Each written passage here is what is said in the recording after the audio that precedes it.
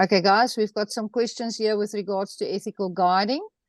The differences between a nature guide, a field guide, and a teacher. That's interesting. That will not be a question in the exam. I would presume you mean nature guide, field guide, and tour guide. Okay, so nature guide works with guests in a natural environment, taking on the role of a teacher, giving your guests information. So you work directly with the guests. Okay, nature guide, field guide, and teacher. Okay, no, I see now the question here.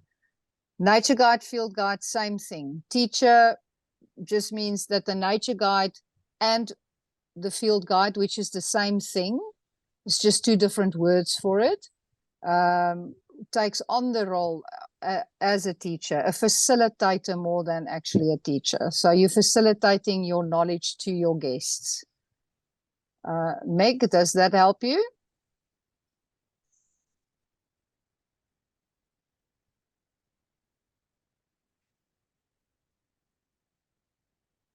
Interpreter versus teacher chart. Okay, so a teacher is somebody that deals with factual knowledge, where interpreter will expand on the facts that makes it more understandable in layman's terms. Does that help your chart?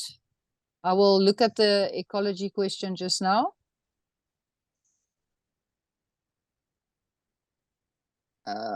Stephen, guest checks and pre-briefing. Yes, this thing jumps. Part of ethical guiding subject. Yes, guest checks and pre-briefing is part of that first module, if that is what you're asking, Stephen. Okay, two functions of Fagasa. I'm so glad somebody is asking that, because in the exams, it is very obvious that people don't know really what Fagasa is for. So Fagasa is there to set the standard for guiding in Southern Africa, and also the code of conduct for guides. Those are the two functions of Fagasa. I'm going to repeat that. They set the standards for guiding in Southern Africa, and also the code of conduct for guides operating as a Fagasa member. Does that help you, Carol?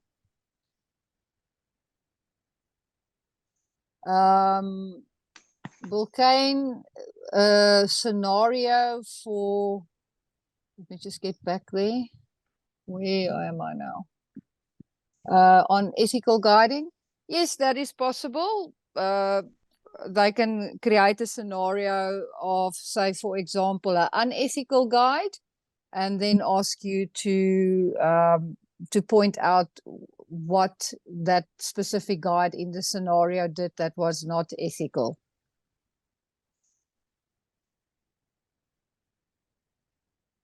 Remember, what are the three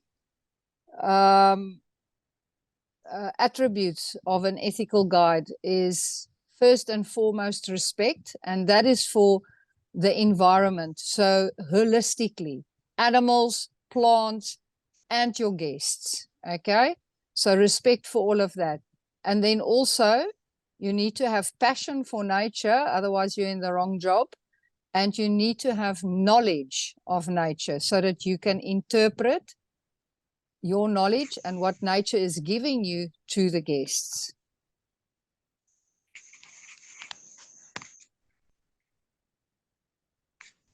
I just want to quickly answer this ecology question that has been up here for a while. Let me just see if I can get it.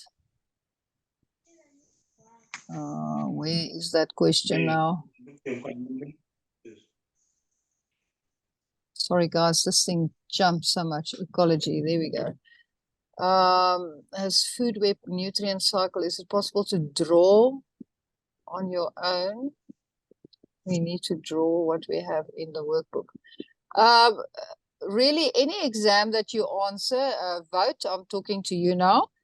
Any exam, it is always good to put things in your own words rather than to just learn like a parrot and regurgitate what is in the manual, because it shows your understanding. So if you draw a food web using your own examples or a nutrient cycle, giving examples for the labels, for example, producer, consumer, waste pool, your decomposes, and then your nutrient pool, and you give some examples there, it will show insight.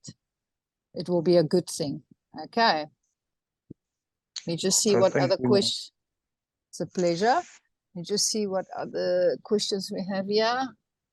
Are there questions about specific mammals, for example, giraffe or aardvark, or about some birds, Reptile dronga? Okay, so that is quite a general question, but yes, you can, for example, get questions on, say, the gestation period of a specific animal, or what is the main food for this bird, or what type of nest does this bird make? So yes, there can be quite specific questions with regards to any of the animals.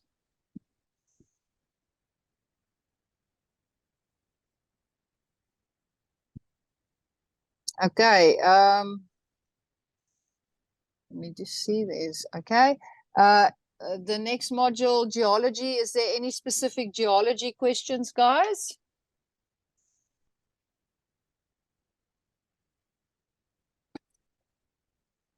You can still throw in some other questions as well with regards to ethical guiding, but let's just move on. Anything specific on geology?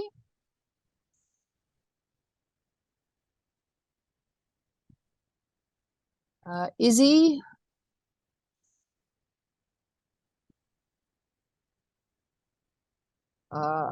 Okay, I'll answer the question on rocks just now. Let me just look at Izzy's question.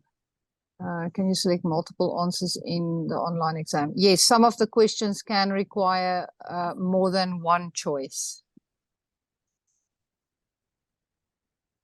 Example of rocks. Are you asking whether they ask you for example of rocks, or do you want me to give you examples of rocks and then you're going to have to elaborate a little bit more?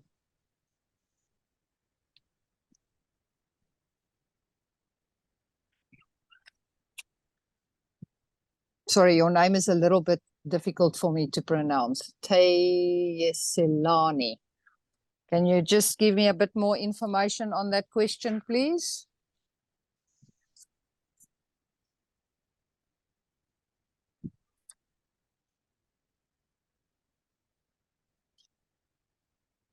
Okay, guys, are you all happy with how rocks are formed? And sorry, let me just see if there's a question. Will we need to classify rocks? Also how they are formed? Yes.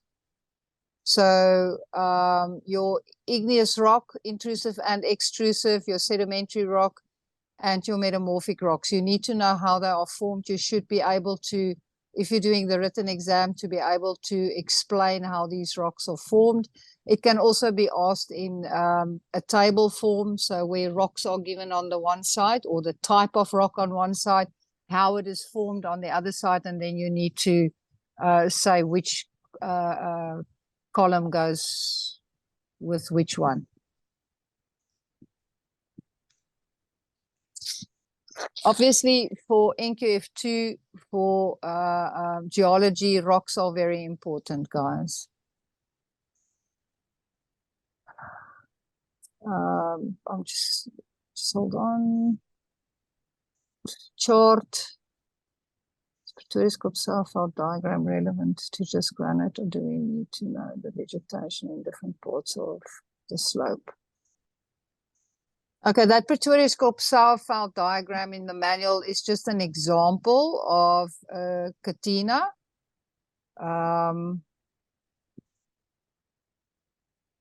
The vegetation, okay, I'm just trying to think of an example here for you.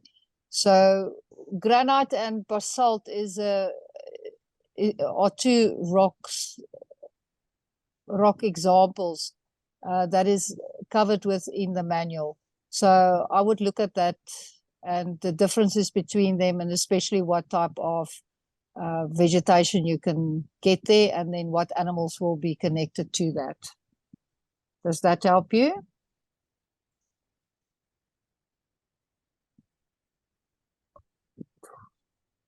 Yes, I wish this thing doesn't want to jump so much. Okay, Tian.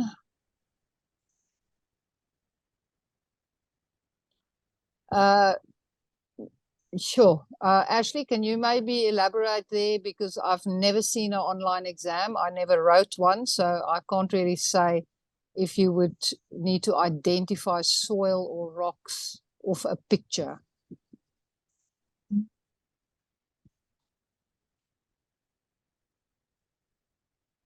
Ashley?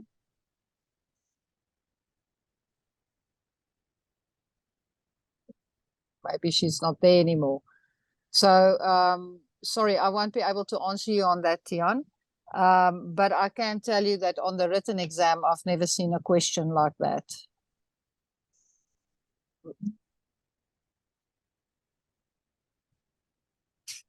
Okay, guys, are we done with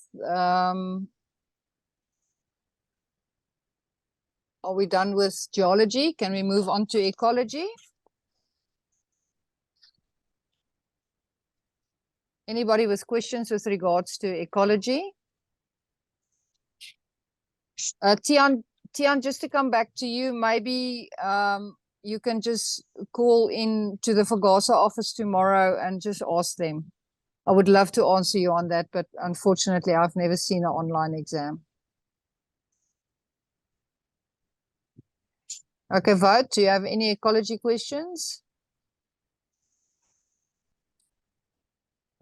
Okay, Stephen.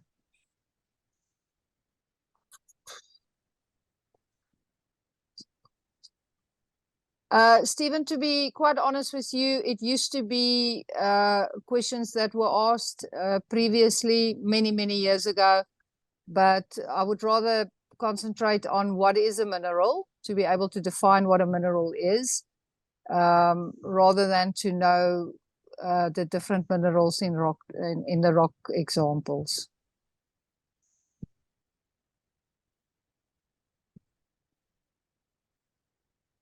Okay, Vote, what is a biosphere example?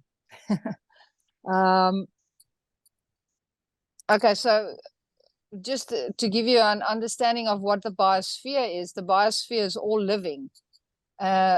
So all living organisms. Sorry, let me just admit somebody here. So an example would then be a plant, animal, bacteria, algae. Is that what your question is?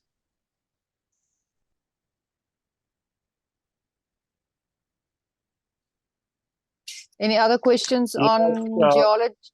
Sorry? Sorry, I just want to know, like, on the biosphere, I thought maybe it is like the certain environment that has got its own ecosystem, you see. Like the biome, we do have a lot of biomes in South Africa. So I was so confused when it comes on biosphere. I thought maybe it's something like that, like it has got its own environment, it has got its own land where they've got its own plants, you see, like alien plants, you see, because I was so confused about the biosphere. Okay, let's just quickly run through this and then tell me if that helps you. Perry and Meg, I will answer your questions just now. So if we look at the levels of organization in ecology, and we start with an individual and we move all the way out to the biosphere. So you have the individual, which is one of a species in a specific area, then a population or many of the same species that can interbreed. Then a community is different populations that do not interbreed within a specific area. And when we get to ecology, we're now adding the plants, the water, the climate, the geology, all of that into it. So the environment in which these organisms are finding themselves. And then the biome is where the geology and the climate of an area, a large area, is similar, that allows for similar plants in that area to grow, and then similar animals in that area to exist. And now we totally zooming out, and we're just looking at everything that is living, everything that allows for life. Okay, so it has nothing to do with a specific biome or a specific habitat or a specific ecosystem. Within the biosphere, all these habitats, biomes, and ecosystems do exist. Does that help you? Yes, thank you. It's a pleasure. Let me just look at the questions that were asked.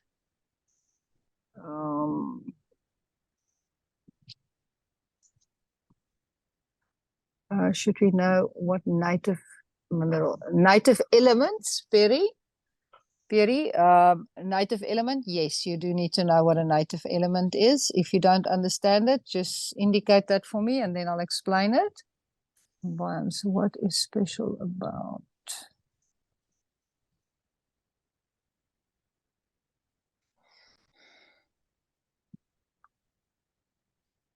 Okay, Meg, on biomes, what is special about the Cape Floral Kingdom? What makes the Cape Floral Kingdom in South Africa special is that it is the only floral kingdom in the world that is one large unit. If we look at the floral kingdoms in other parts of the world, they are quite scattered, almost like our forest biome that's quite scattered over the country. Our fynbos is this one large unit. It's not broken up into smaller pieces. That's what makes it unique. Okay, I'll explain native element quickly. So if you think of, let's say, an area where they do gold mining, do you, Bulkane, and who's the other person? Pierre, you guys know what a sedimentary rock is. Okay, it's a rock that was formed in layers due to sediment that was deposited over time and compacted. So if one of those layers consists of 90, some books indicate 95%, but I would generally say about 90% and more of one element, for example, gold, then that layer is referred to as a native element. And this is where you usually would find mining happening. Does that help you guys? So one of those deposit layers within a sedimentary rock that has 90% or more of one specific element. For example, gold, silver, platinum, titanium, that would then be regarded as a native element.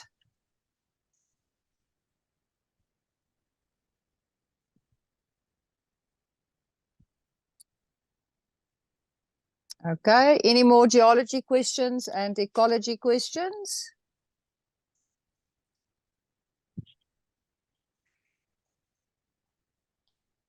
Okay, can we move on to weather and climate? Any specific questions on weather and climate?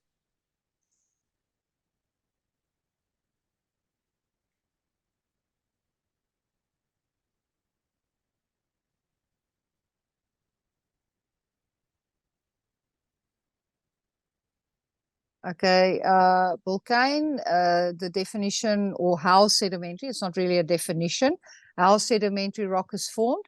So when you look at, just for everybody that may be struggling with how rocks are formed, the process that is happening will always result in a specific rock type. So if we look at igneous rock, what is the process that creates igneous rock? It is cooling. So whenever cooling takes place, depending on where, it will give you intrusive or extrusive, but the cooling process is the clue that you're going to have igneous rock forming. If sediment is compacted over time, sedimentary rock is formed. If heat and pressure is put on a specific rock type, it will recrystallize and a metamorphic rock will form. So we've got 4 processes that can take place. It's very difficult for me to talk to a black screen, but I hope you guys are getting this. We have a melting process, which will always form magma. So if a rock melts, it will form magma. If minerals that are in a liquid form cool down, it will form igneous rock. If sediment is compacted over time, a sedimentary rock will form. If heat and pressure is put on a rock, a metamorphic rock will form. Okay, does that help you? So sedimentary rock is where sediment compacts over time, and in layers, you now get a sedimentary rock forming.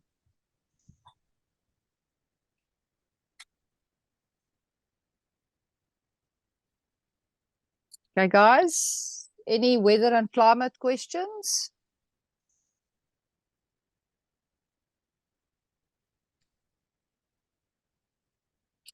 Okay, the 3 major... Okay. Sorry? Yes? So in our weather and climate, I just want to know about the clouds. So we might discover that in our exam that they say that we must write our types of clouds, you see.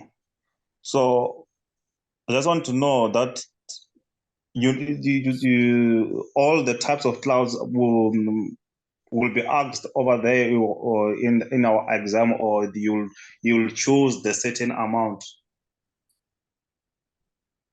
Okay, if I understand you correctly, can you choose your own clouds and describe them, or are they going to give you clouds to describe? They will give you clouds. Remember, it's weather and climate. So they might describe a cloud and then ask you what weather can be expected from that cloud. And let's say they described a cumulonimbus cloud. They can also ask you, for example, how would you prepare your guests, for example, if you see clouds like that. Okay, no. But you're not going to choose your own clouds to describe. Okay. No problem. Thank you. Okay, let me just look at these questions quickly, guys. What 3 major factors that will influence the climate?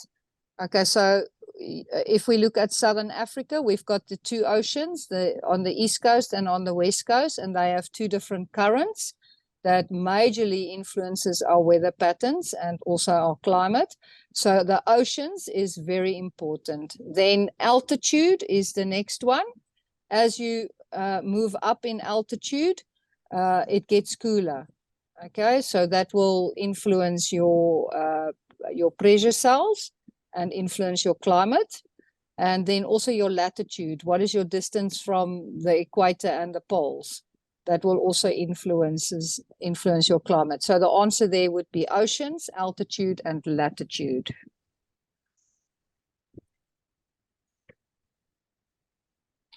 Okay, wait, I've got flagship species and astronomy. Let me just finish with weather and climate here, guys. I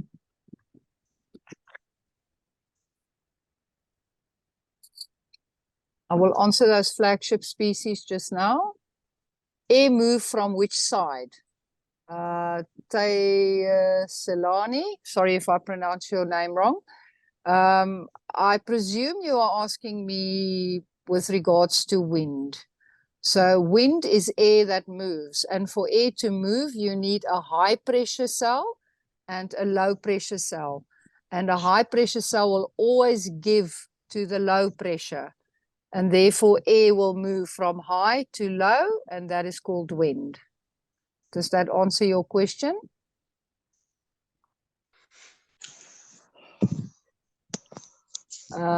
Elisabetta, let me just get to your question again. There's so many questions coming in now, guys. Just give me a second, please. How much weather is it important to describe type of cloud? For example, I would more concentrate on what weather would be expected. And guys, I'm talking here now for written exams. Okay, I cannot speak for the online exam because I've never written an online exam. Where am I now?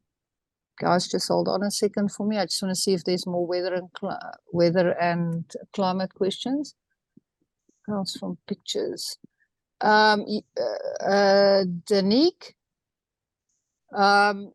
you do need to be able to identify clouds from pictures for the written exam. And I think it is probably very possible to have that on the online exam as well, because you can have pictures on the online exam. So my answer would be highly possible. I'll answer the other questions just now. Let me just answer the weather and climate questions. Chart, clouds having flat bases, like for example your cumulus clouds. Yes, that is due to dew point temperature.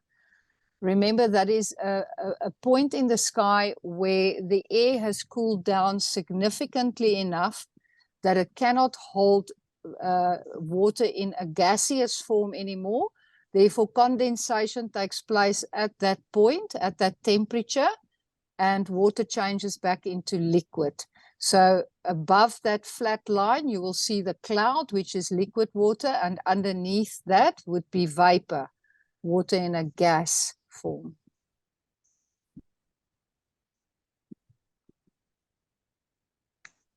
The Horny, how do latitude influence climate? Well, it's your distance from the equator and to the poles. So if you're closer to the poles, obviously your climate will be much cooler.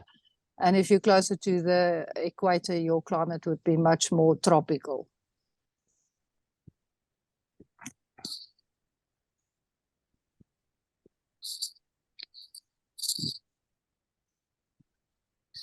Sorry, there's a question with mistakes are allowed to make on the written test. Elisabetta, you need to have at least 112 marks out of 150 to pass the exam.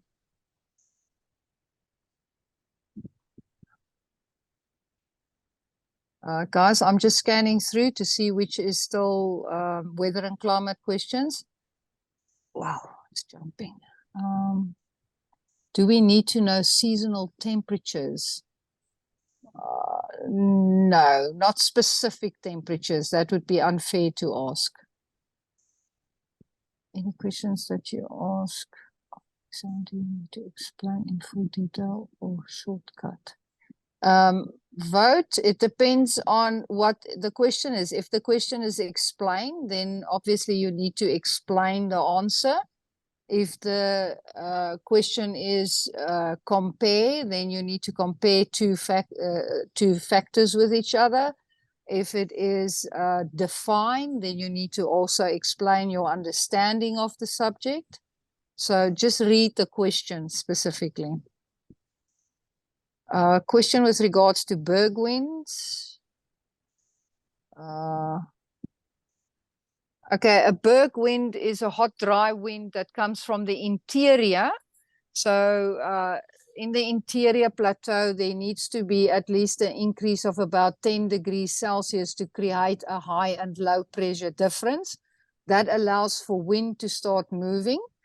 As the wind then reaches the mountain range and it goes down the escarpment, you have that adiabatic lapse rate that takes place. And that is for every 100 meters, there will be a 1% increase in temperature. So by the time it reaches the ocean, if the wind temperature started at 20 degrees Celsius, you can have approximately a 10 degrees warmer wind near the ocean. That would then be regarded as a berg wind.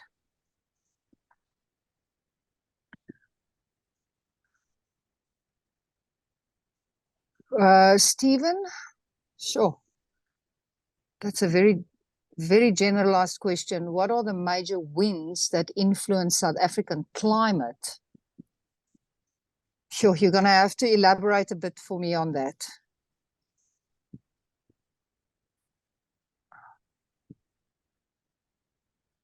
Bulkane, explanations on cold and warm fronts. For me to just quickly explain to you, when you have a cold front, please remember, if cold air is approaching, it needs to approach warm air. Warm air is associated with low pressure system. So if cold air is coming into a low pressure system, which is warm air, it's going to move underneath the warm air and push it up, and cloud formation will take place more rapidly, and there is then the chances for stormy weather or rain or thunder and lightning to take place. Where with a warm front, you have warm air that now needs to collide with a high pressure cell, cold air. And cold air is already down. Cold air wants to go down. So in other words, the warm air will now just move over the cold air, and you will have just fair weather. It's nice for us here in the eastern side of South Africa. That would be winter weather, some nice blue skies, not really any cloud formations or any stormy weather.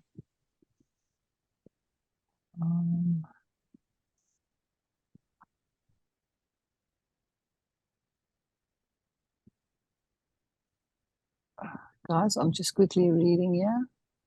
Is adiabatic lapse rate 1% or 1 degree?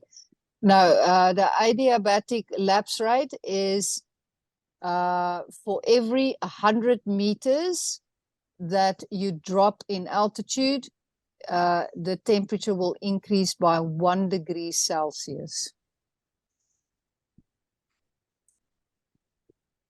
Carol, can you please just wait on, guys?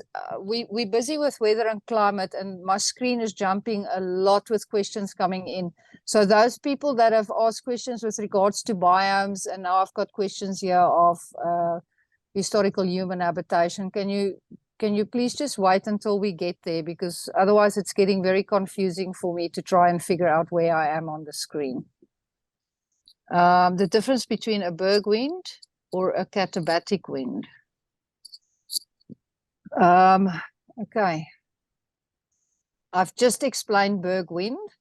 I'm not going to do that again. Maybe just listen to the recording, and that will help you there. Katabatic wind is wind that takes place at night. So when it comes to anabatic winds and katabatic winds, just a tip on how to remember it. Anabatic, Ana is the name of, let's say, a woman. Humans are awake mostly during the day. So anabatic wind takes place during the day. That the eastern slopes will warm up as the sun rises. Therefore, the air that is close to the surface will now also warm up, and warm air wants to go up. So during the day, we get air that will move up the eastern slopes of, say, for example, a mountain. A katabatic wind, cats are awake at night. So this is winds that will happen during the night. As the sun sets, your air will cool down on the eastern slopes because the sun is setting on the west. So your air will cool down on the eastern slopes, and now that cool air wants to go down. So you get winds that will come down the eastern slopes of, for example, a mountain into the lower lying areas during the night.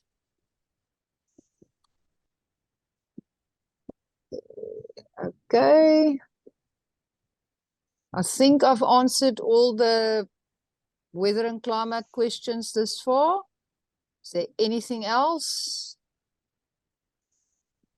Then we can move on to astronomy. Any specific astronomy questions? I think I saw one earlier. If you can please just repost that.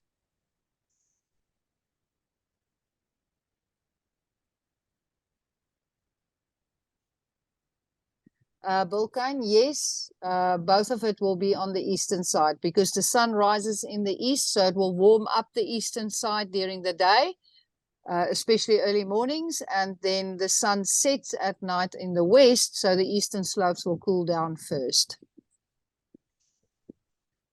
Francois, in astronomy.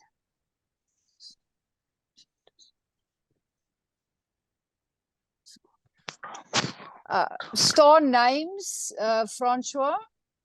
Yeah, your major star names for Orion and Scorpio. So the head of Scorpio and the body of the body parts, so Antares, and then Orion, your 4 major stars, and then also the 3 kings. Yes, you do need to, but you don't need to know how far they are from the Earth, how many light years.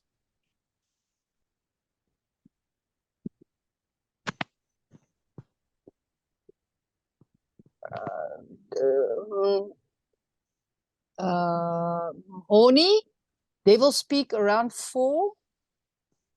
I'm not familiar with the winds at Devil's Peak in Cape Town. I'm very sorry about that. I live in the Kruger. But if it is in the afternoon, you will have katabatic winds probably coming off the eastern side of Devil's Peak. It would make sense to me.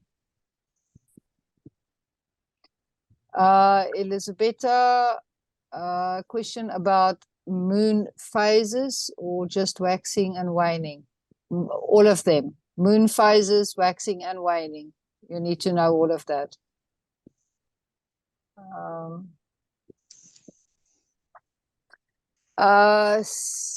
Stephen, with regards to the stars,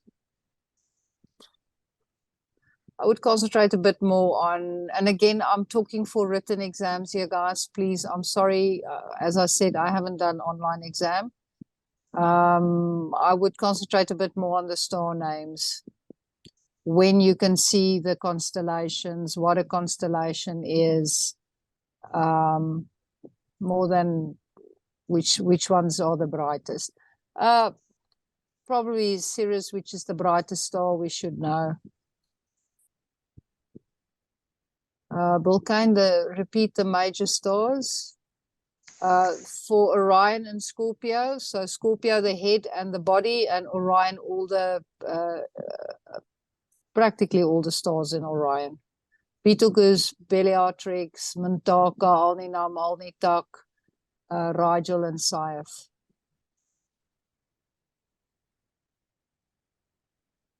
Okay, any other questions on astronomy, guys? And we move on to, let me just see what the next module is. Ecology.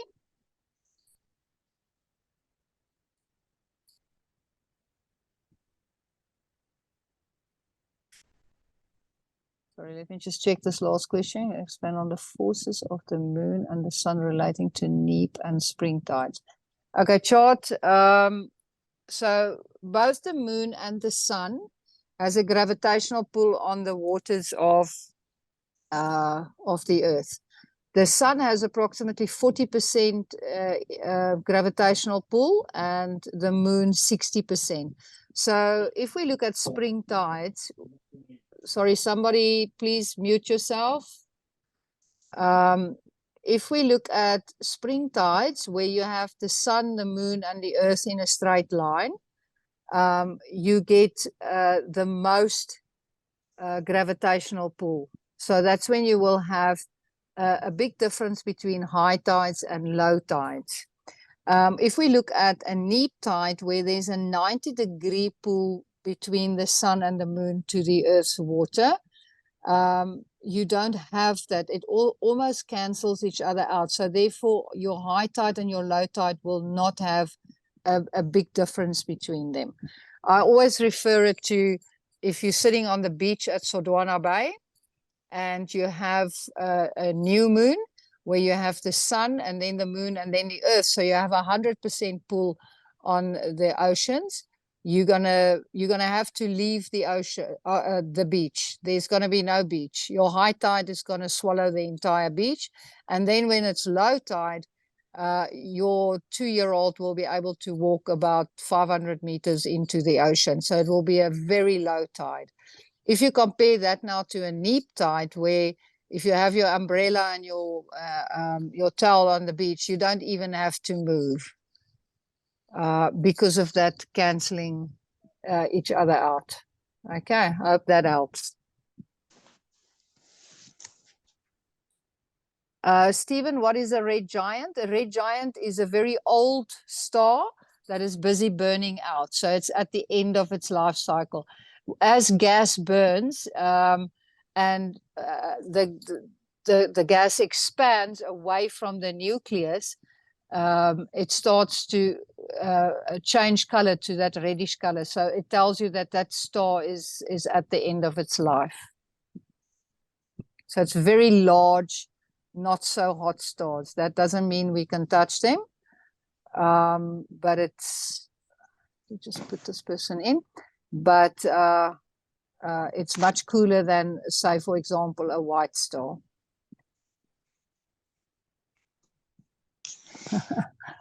Okay, Bulkane, what exactly would you want me to repeat again on the tides?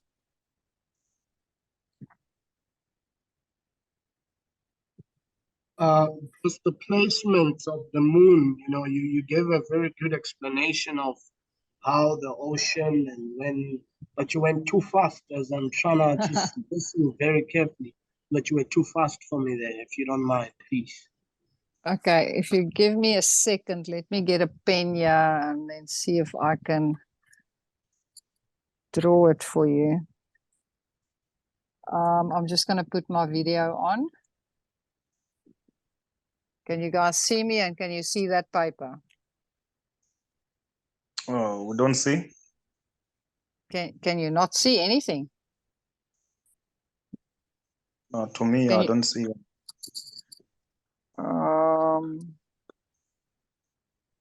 I'm under Michelle, not under Laetitia. Should be on there somewhere. Let me see if I must put it on my phone. Okay, that's not going to work. So the sun and the moon has an impact on the gravitational pull on the waters of the earth. Okay, so the example that I was using is if you're sitting on the beach and you have, say, new moon and full moon. Sorry, Latia, we can see you. Can you just please proceed with the illustration and that marking pen? Thank you. Can you see this? Yes, we can see Okay. the notepad. Okay, there's the earth. That's Africa. Okay, can you guys see there? That's earth. Yes, we see. There we have the sun. Okay, and there's the moon. Can you guys see that? So the sun is pulling 40% on the waters of the earth, where the moon is pulling 60%. So can you see during new moon, you have 100% pull. So if you are sitting on the beach, let's say by Sodwana Bay, you're going to have to leave the beach because the difference between high and low tide, if it's high tide, the entire beach is going to be taken over by water. And then when 6 hours later it's low tide, the sea will pull back very far because now the moon is not there anymore. The moon has moved. Okay. So now if the moon reaches here at half moon, can you guys see there? At half moon, now I have 40% pull of the sun over here, and I have 60% pull of the moon on that side. So it almost cancels each other out. So if I'm sitting on the beach here, I don't even have to move my umbrella or my towel because the difference between high tide and low tide would be maybe a meter. There would be no difference. Does that make sense?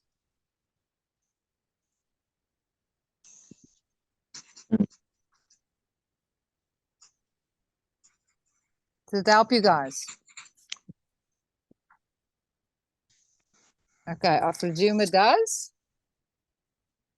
Let me see if there's any other questions here. It's a big pleasure. When will this be put on social media? I presume tomorrow.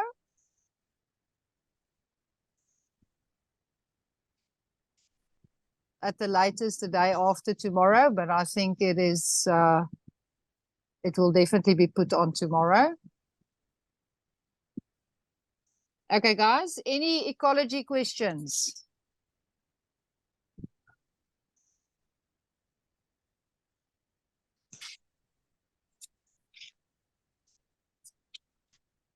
Okay, I'm waiting for ecology questions. Otherwise, we can move on to biomes. I know that there were questions with regards to biomes. I'll go up and see if I can find it.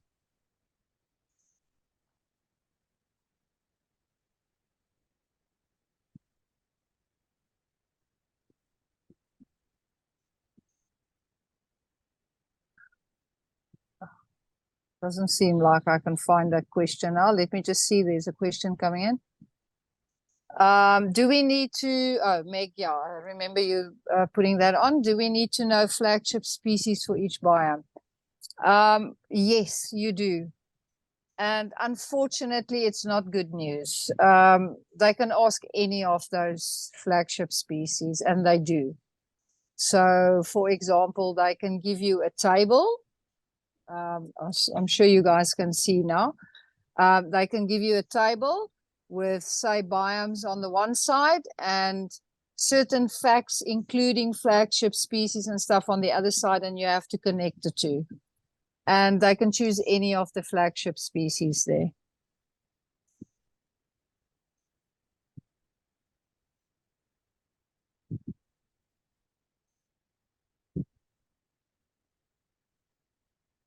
We're supposed to know activity period of animals.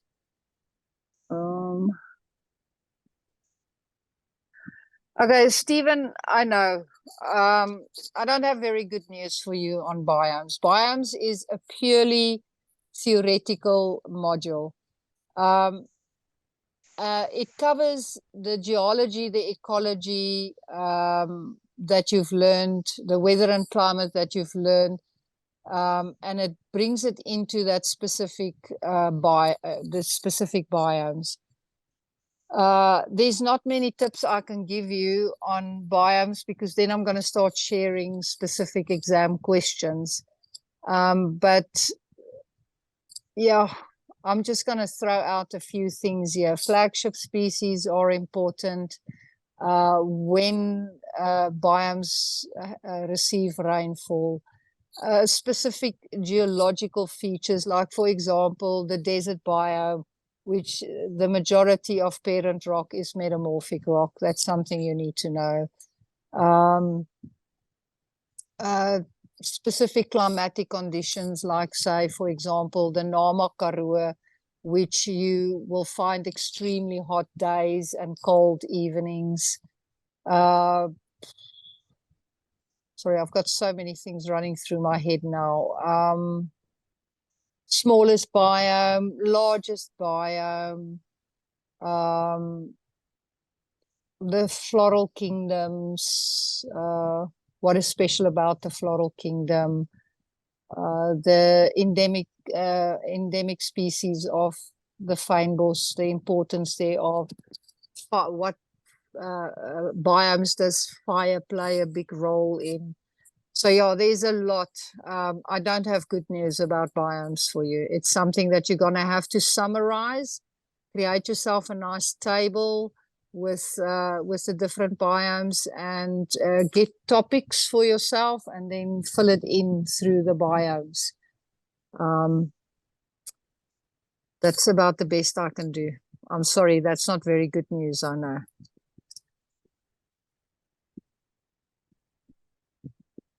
Expand on the levels of organization, particularly in the breeding and which they take place.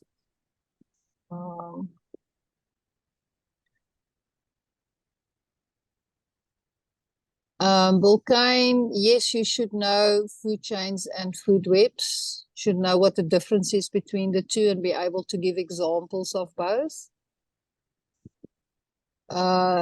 Elisabetta, are we supposed to know activity period of animals? Sorry, can you elaborate on that? I don't know what your question is asking.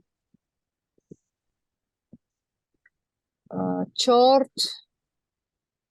Could you expand on the levels of organization, particularly interbreeding, and in which they take place?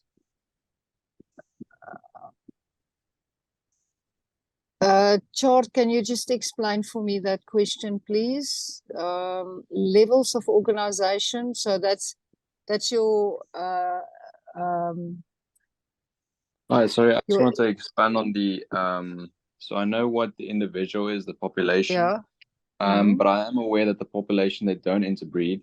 They do interbreed, sorry, but the community, do they interbreed there as well, or are they just different? No. Okay. No, not at all. So a population, if I can give you an example, a population would be a herd of impala at a dam. So, or in a reserve, that would be a population. And obviously impalas interbreed with each other and produce baby impalas. A community is when, I always use the example, so you're sitting at a dam and one impala walks towards the dam to drink waters. That would be an individual, okay? Now the rest of the herd is joining. That would be a population. Now there's some zebra and some warthog that's joining the impalas to drink water at the dam. That is now a community. And zebra, warthog, and impalas don't breed with each other. Does that help you? Yeah, it does. Thank you. Okay. Elizabeth, are we supposed to know the activity period of animals, diurnal, nocturnal? With regards to which module are you asking this question? I don't know to which module I must answer this question.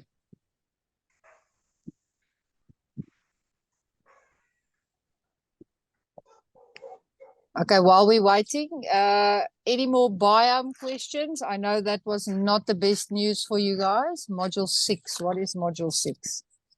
Biomes. Again, I'm not sure what you're asking me there. So the activity period of animals in biomes. Sorry, I really don't understand your question. Section 7. Module 6, section 7. Oh, module 7. That's trees. What?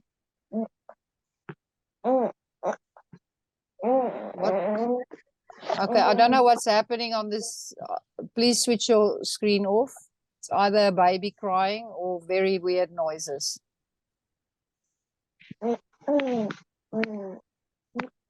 Tayasiliani, please switch your screen, your microphone off. I'm going to mute you.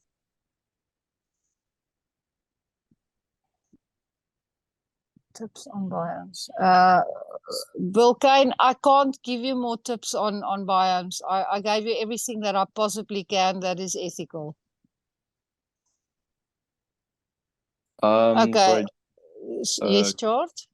A question on so they subdivide a lot of these biomes into different kinds of, so for instance, thicket, they give you speckbone, Yes. succulent thicket. Do we need to know the rainfall particularly in that, or just the overall thicket biome? Just the overall for the thicket biome. Just the overall for thicket biome, and then know that there's 6 different subsections. Okay, thank you. Okay, pleasure.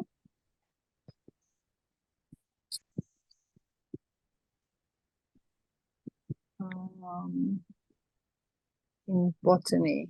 Okay, guys, are we done with biomes? Can we move on to taxonomy? Any specific questions on taxonomy? Then we will move on to botany.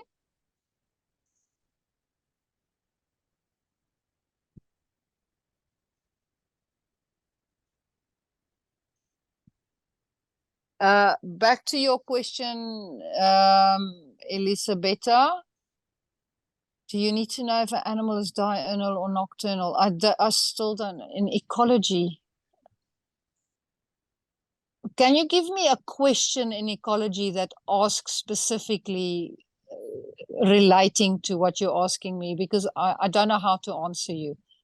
If you're talking about animal behavior, yes. then you need to know which animals are diurnal or nocturnal. But in ecology, I'm sorry, I can't see the relationship there.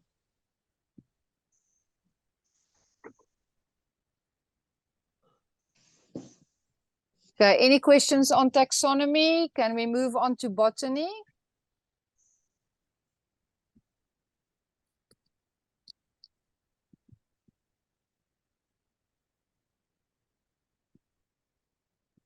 So now the order. Okay, I've got a taxonomy question. Do we need to know the order hierarchically? If so, in your own way, give some examples. Are you asking if you should know all the orders that are being covered in the manual? Because, or are you asking me what an order is? Okay. The first one. All the orders, like for example, in the mammal section. Is that correct? what you're asking? Yes. No, it's impossible. They won't ask you all the orders. Let's cover that when we get to mammals.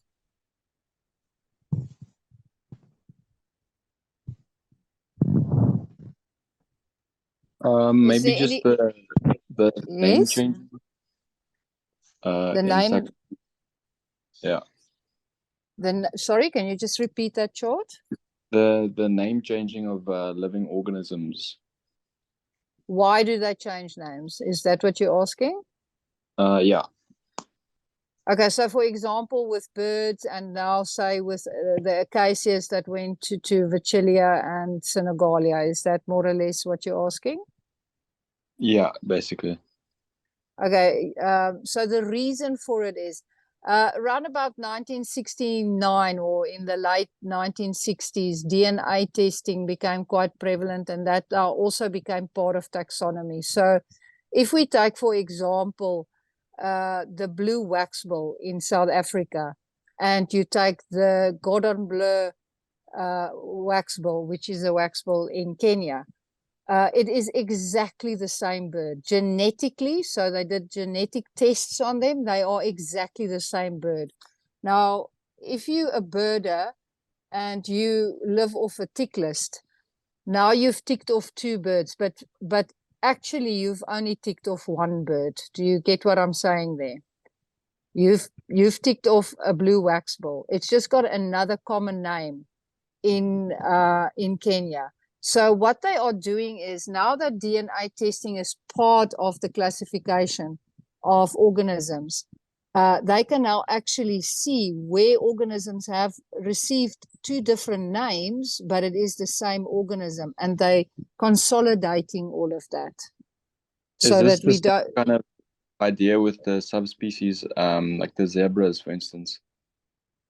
it will have an impact on that, yes. Okay.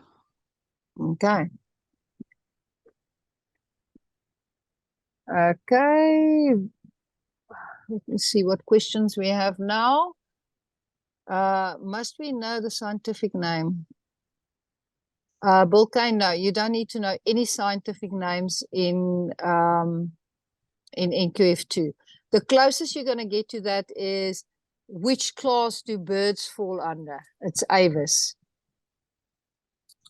Okay, but that's about the extent of, and that's not a scientific name, that's just a class name. Stephen?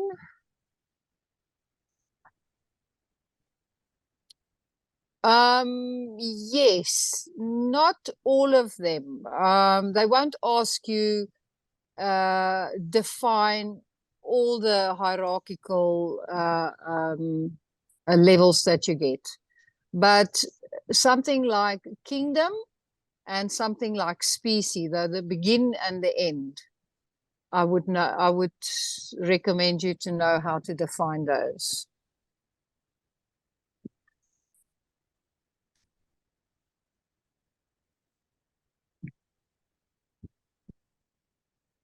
Okay, any botany questions, guys? Trees, shrubs, forbs, and grasses. I think you jumped to my question there. I just want to know about the leaf shapes that I Okay, gonna be asked. let me just see where that question is. My screen jumps a lot because people are typing. Is it possible for you just quickly to type your question again? Okay.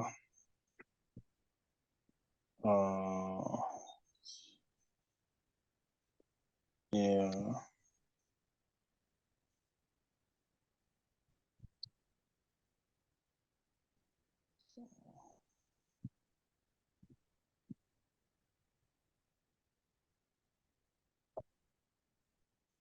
Yeah, I retype. Okay, should we be able? No. In botany, leaf shapes are all gonna be asked. Yes, you can either, and again, I'm talking now about the written exam, but I am pretty sure that this can also become an online exam question. Where, sorry, I'm just admitting people as we go. So they can give you a picture or a drawing of 3 different leaf types and ask you to say which is which. So a simple a pinnately compound and a bipinnately compound leaf, and you need to label that. Yeah, that's about how they can ask it. Okay, thank you. Okay. Anything else on botany, guys? Xylem and plume. Just the difference between that. Okay. I'm gonna get my drawing pad out again for you guys because it's easier for me to explain. I'm just gonna quickly draw and then I'll lift it up for you guys.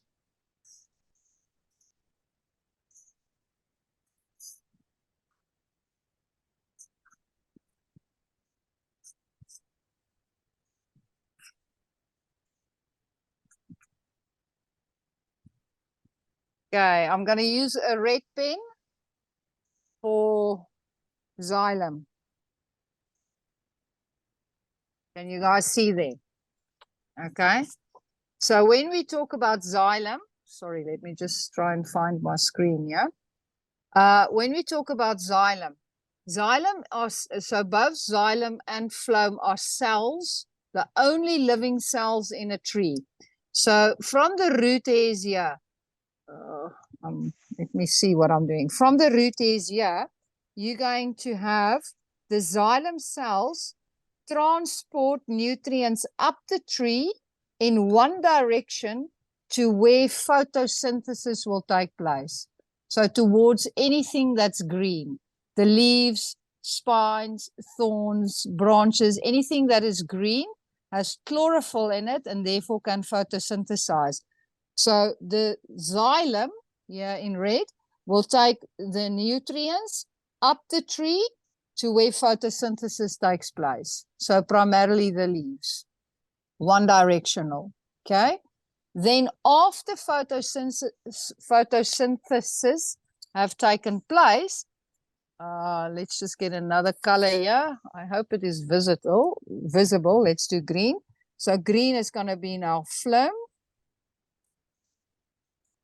So after photosynthesis have taken place here in the leaf now, the phloem cells will transport the energy, so the sugar and the starch, to where a plant needs it. So let's say, for example, this plant is now growing a flower here. Okay, so it needs to produce a reproductive organ, and the plant needs energy there. So the phloem will now take the energy to that part of the plant, one directional again, to where the plant needs the energy, in this example, to produce a flower.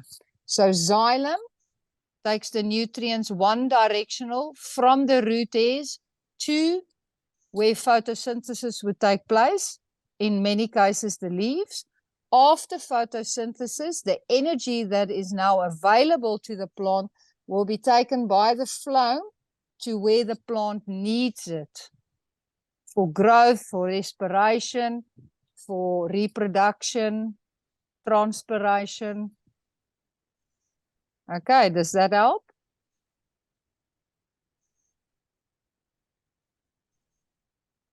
George, you happy with that? Yeah, that's good. Thank you. Okay, pleasure.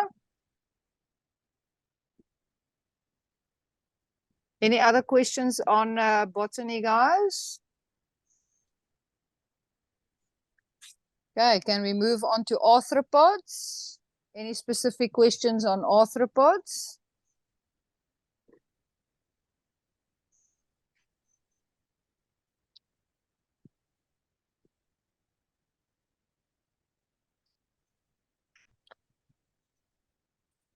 Okay, if there's no questions on arthropods, can we move on to fish?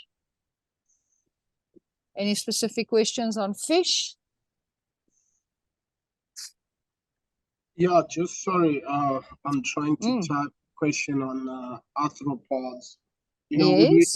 would we be required maybe to list certain things of the animal kingdom?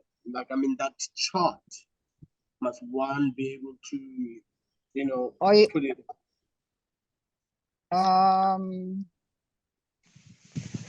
are you talking about the classification, that whole breakdown of arthropods in your book? That is correct. Yeah. No, no, you don't need to know that. Okay. Yeah. Pleasure. Anything on fish? Let me just see if there's a question. Ecological role of fish. Samsung. I suppose that's not your name. That's your phone. Okay, the ecological role of fish. So let's think of what fish do. We get fish that are predators. So fish will actually control fish populations. Fish eat fish. They're cannibalistic in that way. They will even eat their own species. Fish is also a major food source for so many other organisms, from birds to insects to reptiles to crocodile is a reptile, to mammals. So they are made, and then humans, of course, it's probably one of the biggest food sources for humans is fish. So we've got food source. We've got that they control their own populations. They also control parasite populations. For example, they will eat the larvae of mosquitoes. So therefore, malaria can become less if we have healthy aquatic ecosystems.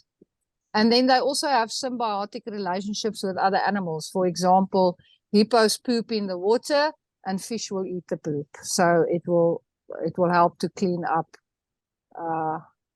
the poop from the hippos. And then also fish poop, and that will put nutrients back into the aquatic ecosystem. So that's the role they play. Breeding behavior in fish. Sorry, let's just look at the first question here.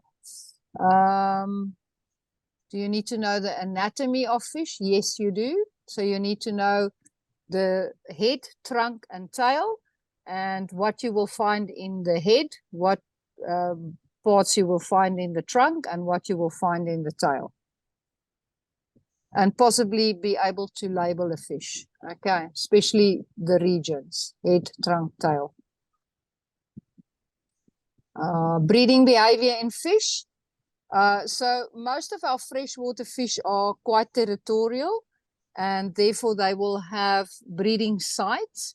And these breeding sites can vary from having a nest, or using like crevices between rocks and stuff to lay eggs, or just spraying eggs in the area where the male will then fertilize with the sperm over the eggs externally.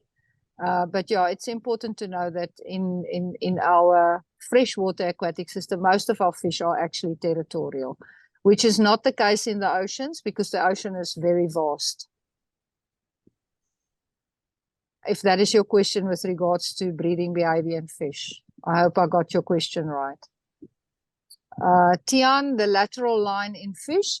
So the lateral line is a line of scales that you find that will run from the head to the tail, so over the entire body of the fish.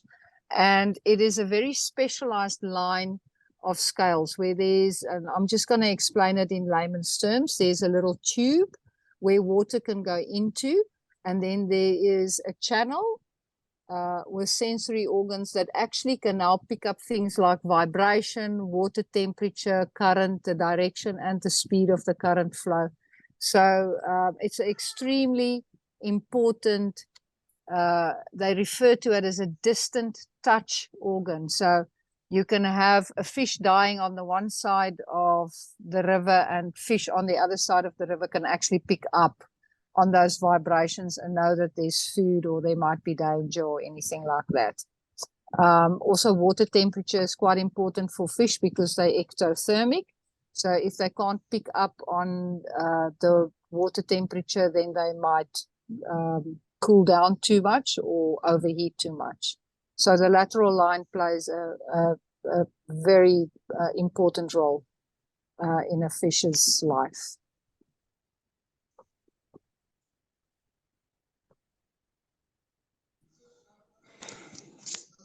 Okay, anything else with regards to fish, guys?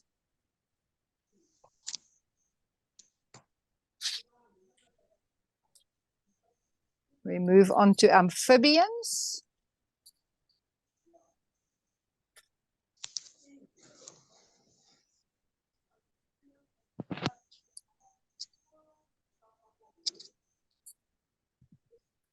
Anything specific on amphibians?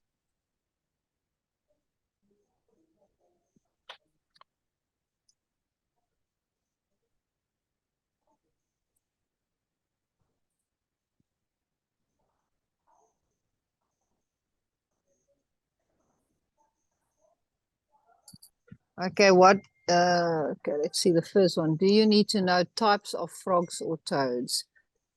I would say that's probably the least important part of the frogs and toads, the amphibian module. I would concentrate a little bit more on, say, the life cycle. The other question that is coming up here, what is unique about the amphibian life cycle? It's the fact that they have a biphasic life cycle. Bi means two phases of life. So the first phase of life is fully aquatic as a tadpole. And the second phase of life is amphibious, meaning that they can be in water and on land. Most of your toads only need water again for breeding, or where frogs are more bound to water. Okay, so I would more look at frog calls, frog call behaviors like satellite behavior and time sharing, things like the eggs, all this, the jelly covering of the eggs, why that is important, what advantages that has for the embryo. Those things are a little bit more important. If they do ask a question with regards to different types of frogs and toads, they might just say, in South Africa, name two general species of toads and general species of frogs. And then you can just mention any toad and any frog. Okay. So yes? So they are going to ask you to name all of them, or they need only one? Now, as I said, it's probably the least important thing you need to learn. If they ask you, they will probably ask you to give 2 examples of frogs that's found in South Africa. But yeah, that's too easy. I have a no question. problem. Okay, I've answered the question on what is unique about the amphibian's life cycle, biphasic life cycle. Okay. Samsung, sound of toad and frog, how to differentiate, I would presume. Do you want to know what's the differences between them? Samsung? Sorry, I know that's not your name.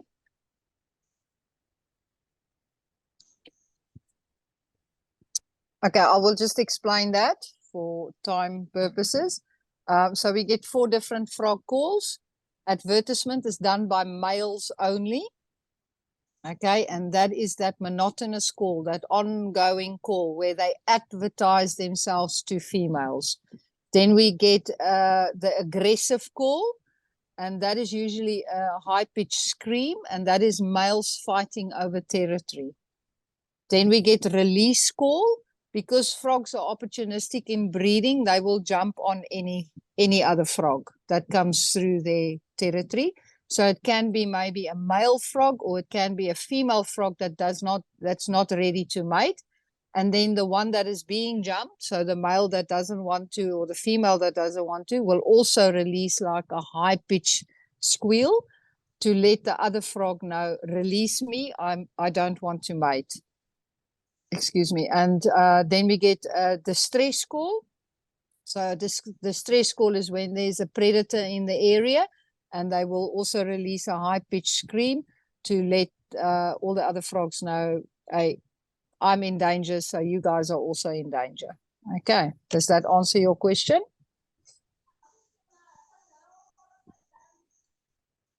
Tian, nothing on salamanders. Don't need to worry about that. Hardy. On Amplexus. Sorry? I have Can a you question. just repeat? I have a question Yes. on Amplexus. Okay. Ask. So the auxiliary clasp and the ingenual clasp, Yeah. is the ingenual clasp just in water and the auxiliary just outside of water?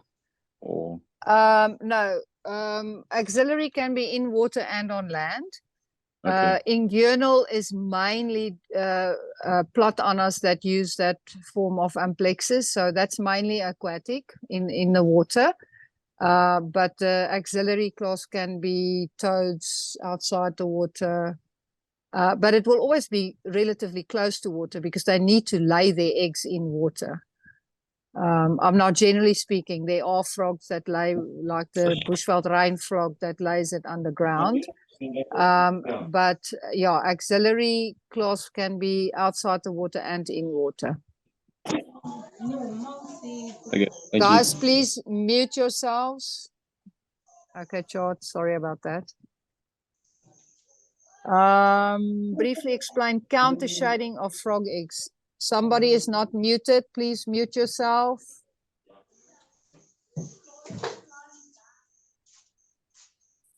Guys, please vote. Thank you. Vote, mute yourself.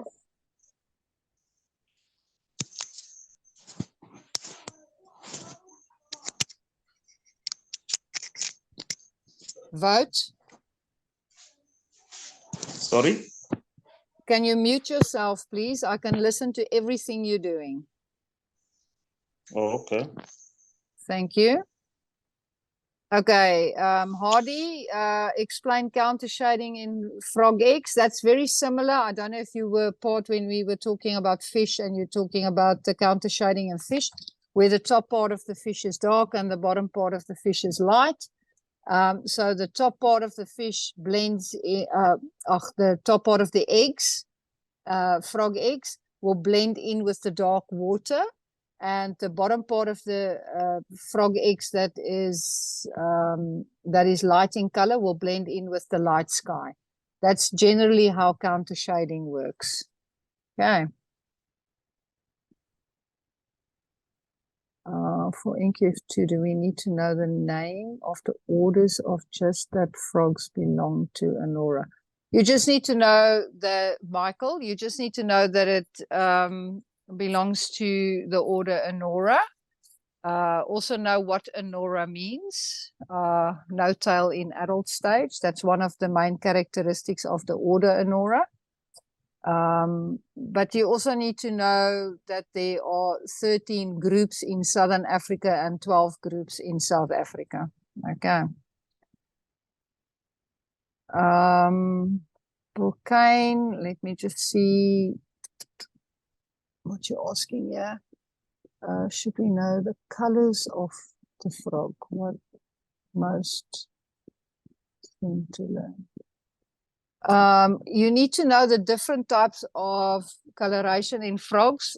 For example, their forms of camouflage. So you get cryptic camouflage, you get flush coloration, you get aposematic coloration in frogs. Yeah, you need to know those things. Difference between a breeding call and a distress call. Breeding call is that advertisement call that I was talking about. So that monotone call that the males make to let females know where they and their territory is. And then a distress call is the call that they will make if there's a predator in the area.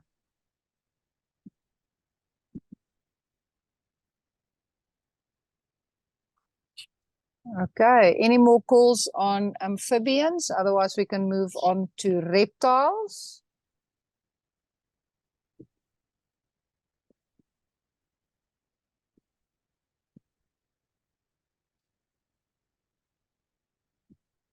Yeah, can you just please just explain in your own way the mating behavior of the frogs? The mating behavior of frogs. Are you talking about the different ways of amplexes? So axillary, inguinal, and adhesion? Or yes, do you... Yes, that. Okay, so there's three forms of amplexes. The axillary clasp is where the male will sit on top of the female. So male on top of the female.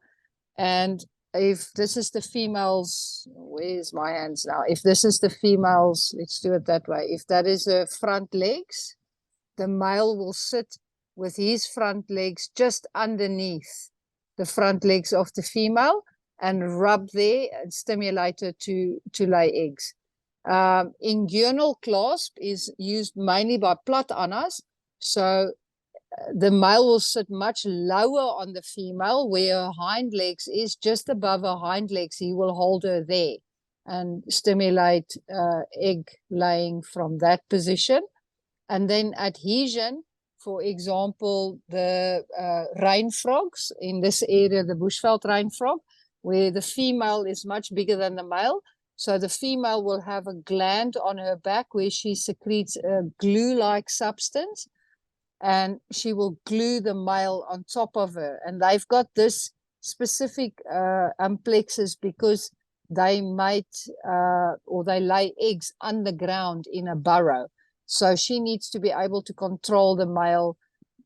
He can't just leave because then the process will not be successful.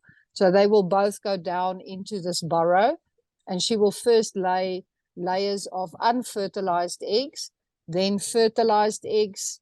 So she will then instruct for the male to spray his sperm over the eggs, and they will continue to fill the burrow in that manner, unfertilized, fertilized, unfertilized, fertilized. And that is the reason for that is when the tadpoles actually hatch from the eggs, they will break those unfertilized eggs, and it will create its own moisture pond underground, because the tadpoles are fully aquatic, so they need to be in moisture. So the unfertilized eggs will then give them that moisture that the tadpoles will then go through their metamorphosis into froglets. Okay, does that help you, okay? Yes, thank you. It's a pleasure.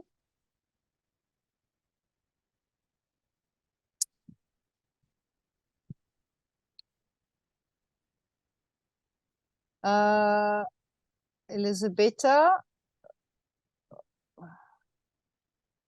all multiple choice questions or also to reply to open question. Elisabetta, if you're writing the online exam, it is every single question is multiple choice in the online. If you're doing the written exam, then it's open questions that you need to write the answer. Okay.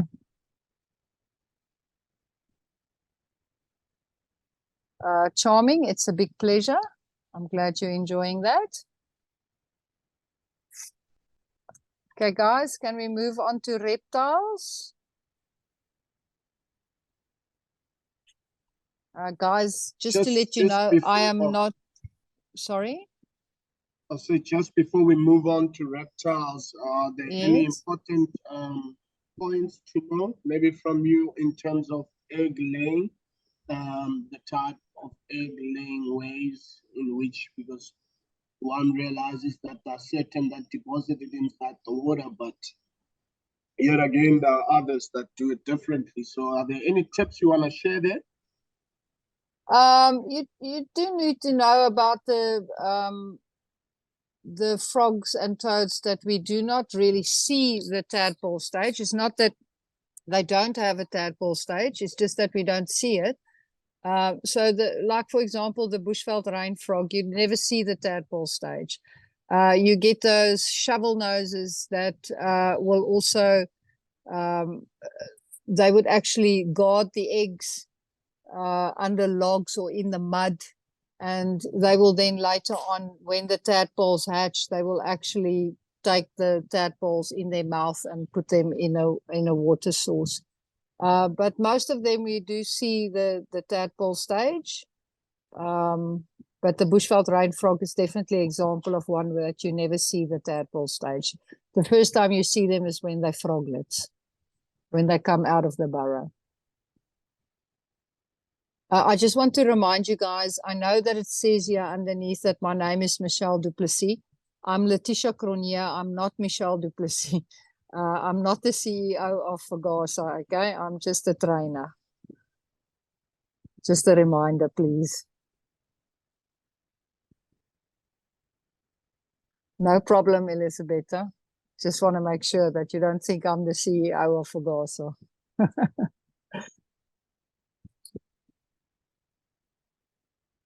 Okay, guys. Reptiles. Anything on the reptiles?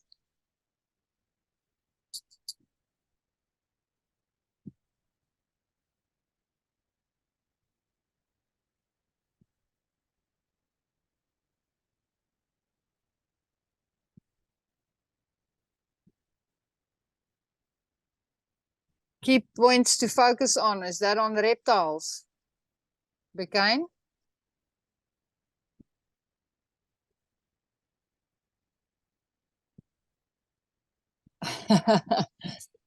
I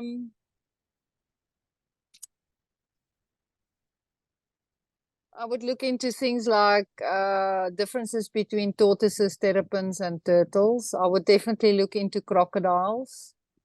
Things they have, things they don't have that other reptiles do have. Snakes, very important, especially venom. Which snakes have which venom, and what is the severity of the venom? Is it of high medical importance or not? The fang structures in snakes, definitely important. I'm just trying to page through the module.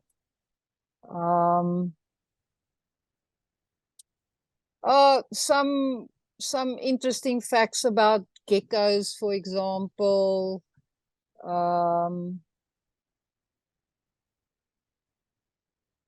Other names for monitor lizards. A couple of things. I can't expand too much, guys. You must understand I can't give you guys exam questions here. Okay, Meg, approximately 1 out of 100 will survive to adulthood.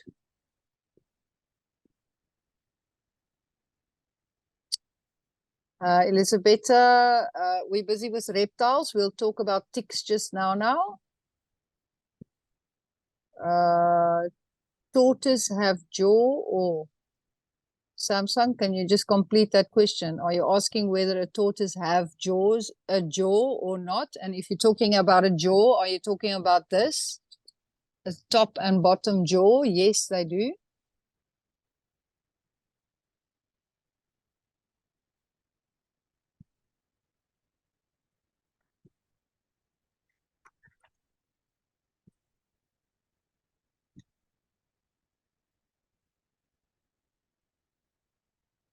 Oh, where did I skip arthropods?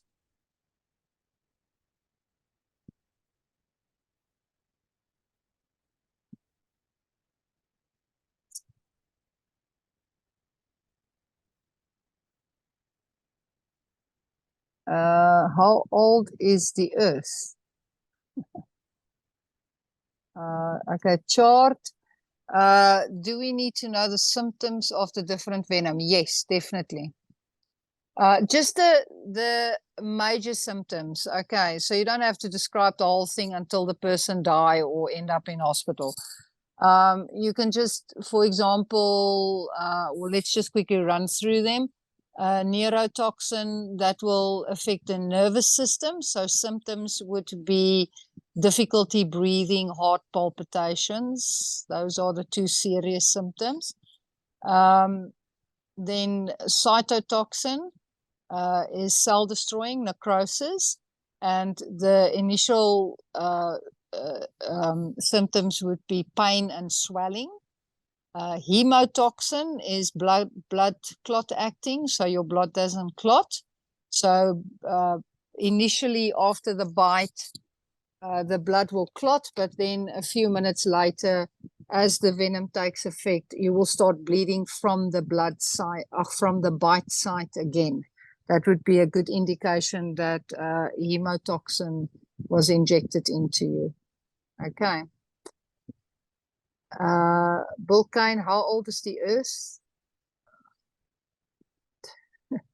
About 5 billion years, depending on which book you read. Okay, Hardy, describe two distinct behavioral activity by snakes that are classified as warning signs. Just from the top of my head, yeah, I've not seen that question before, but let me quickly think here. I would say something like the cobras that will spread a hood. That would definitely be classified as a warning sign. A hissing from a puff adder, for example, that from the puff adder, that is definitely a warning sign. Okay. Mozambique spitting cobra that spits towards the eyes. That's a warning sign. It's trying to warn you not to come closer because then they'll bite. Okay, and sea snakes, Apis maticolus, that's also a warning sign. Okay.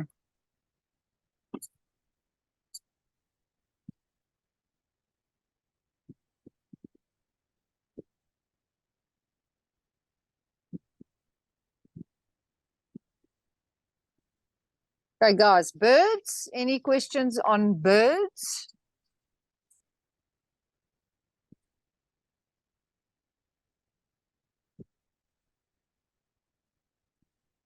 Tian? Oh no, we've answered that one already.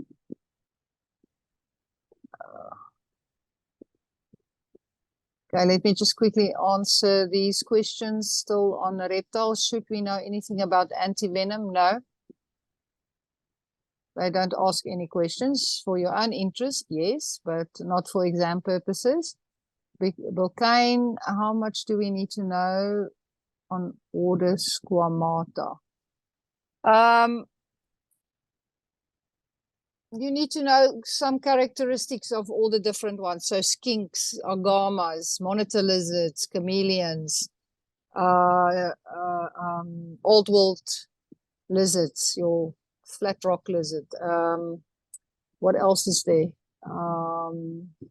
Geckos.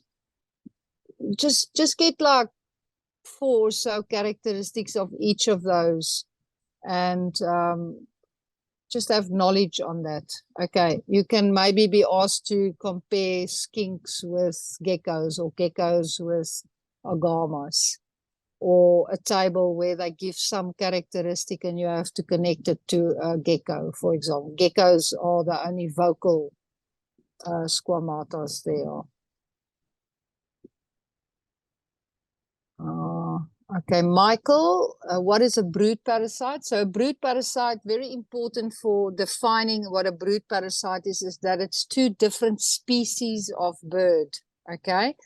So you have, say for example, an African cuckoo, female that will choose a host, the forktail drongo, so two different bird species, and she will parasitize that forktail drongo's nest by laying her egg in that nest.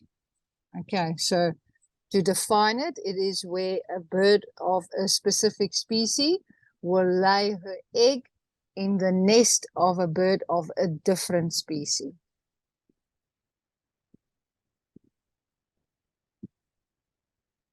Important of near-passerine feet. Are you asking if it's important to know near-passerines? Or you want to know what is a near-passerine? Can you just elaborate on that, Samsung? SMA235F?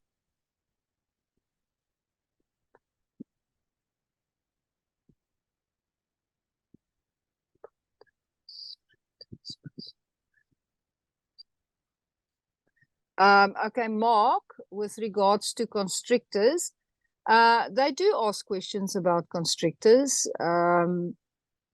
For example, the severity of the bite, is it of medical importance or not? It usually comes in with medical importance. Okay, so giving you specific snakes with what is their venom and what is their importance. So although they don't have venom, the bite can get infected. You can get gangrene from that. It's also a severe bite. You're going to have to, very likely, if it was a serious attack, go for medical help, and they can very likely kill a human being.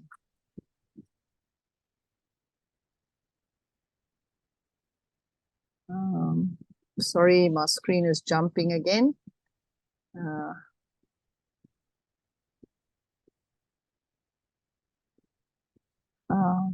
Okay, Michael, I just need to see what was your question that you are asking, follow-up question. I think that makes sense. And we need to know, oh, okay, so on brood parasites, I suppose.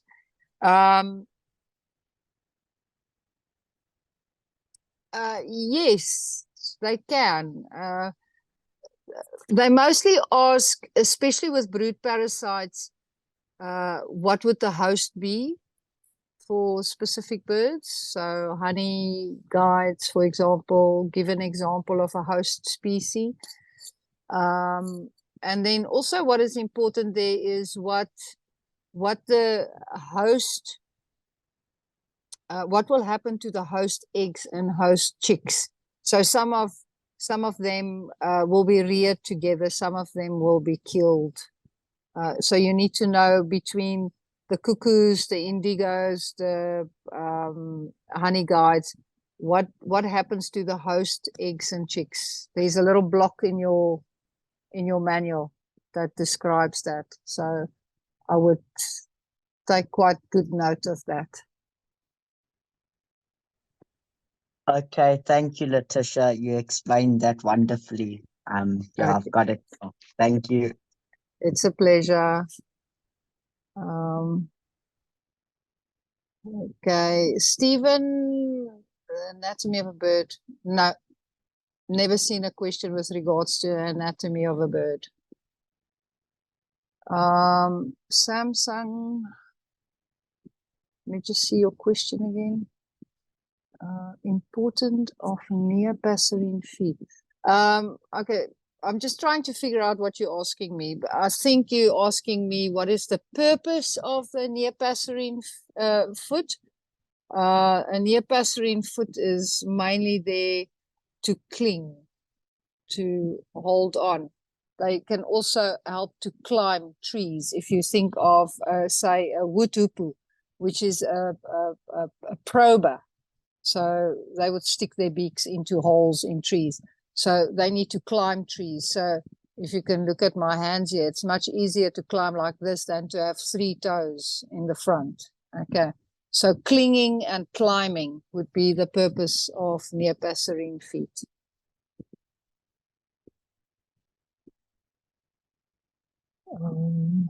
Okay, what is the easiest way to remember food and feeding methods of birds?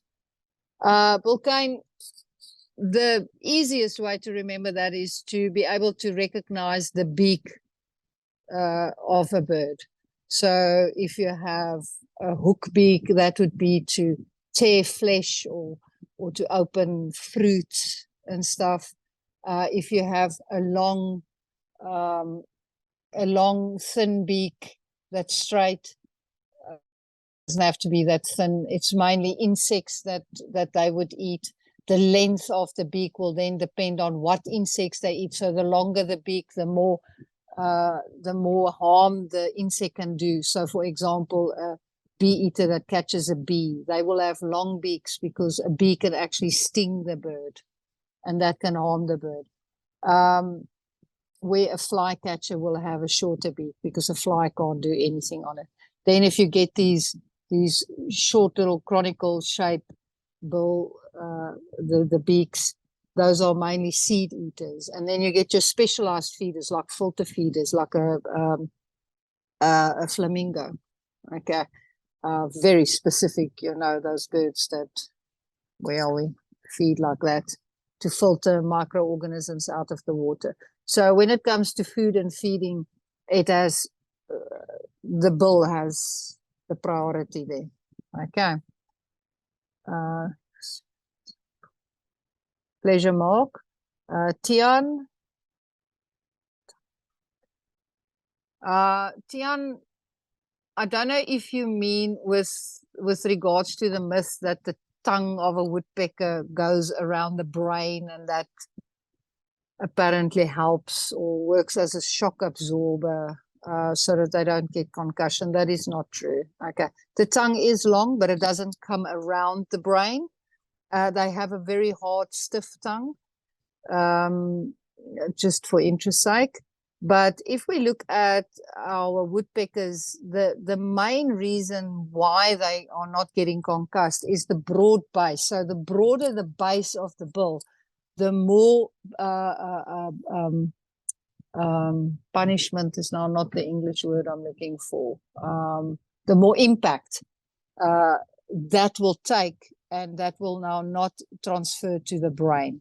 And then there's another interesting fact about woodpeckers, and that is that when you look at the bill, the top jaw of all our organisms, higher organisms like birds and reptiles and mammals, the top jaw is part of the skull. Okay, so any impact on the top jaw will have a direct impact on the brain, where the bottom jaw is loose. Okay, so that can take a lot of can absorb a lot of the pressure. So if we look at woodpeckers, and this is really minute, it is not that visible, but the bottom jaw is slightly longer than the top jaw. So when they woodpeck, it actually takes a lot of that pressure, that impact, and not the top jaw, which will then have a direct impact on the brain. Okay, I hope that is more or less what you were asking.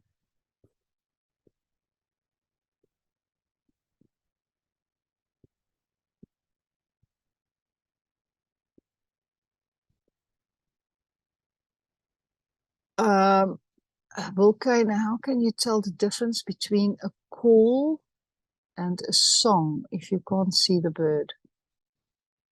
Sure. I don't really know what you're asking me.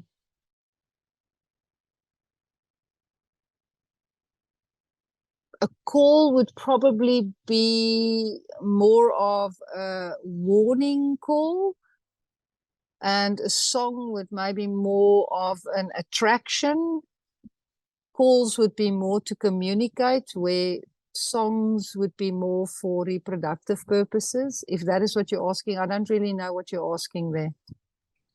No, I'm asking the difference in terms of the sound that they would make. What would be the difference between a call? How would you be able to differentiate whether that was a call or the bird is singing? Get it?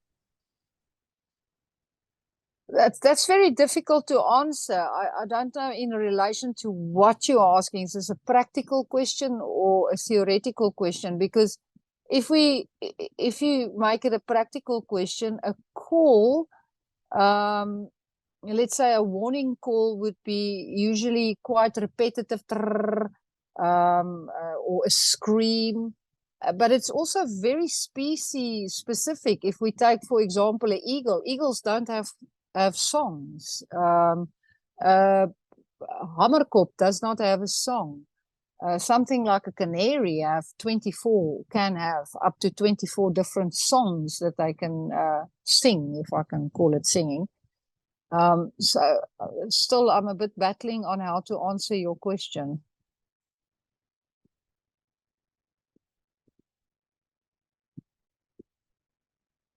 That's all right. We can move on. Okay, thank you. Sorry, I'm just, it would probably be better if we can sit over opposite each other and talk. There was another question I saw somewhere.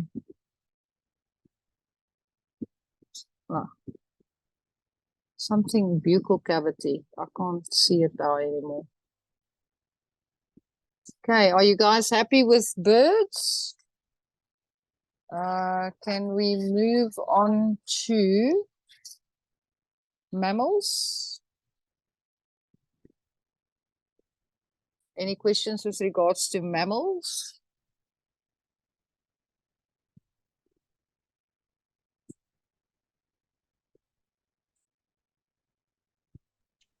We need to know the sizes of the different footprints.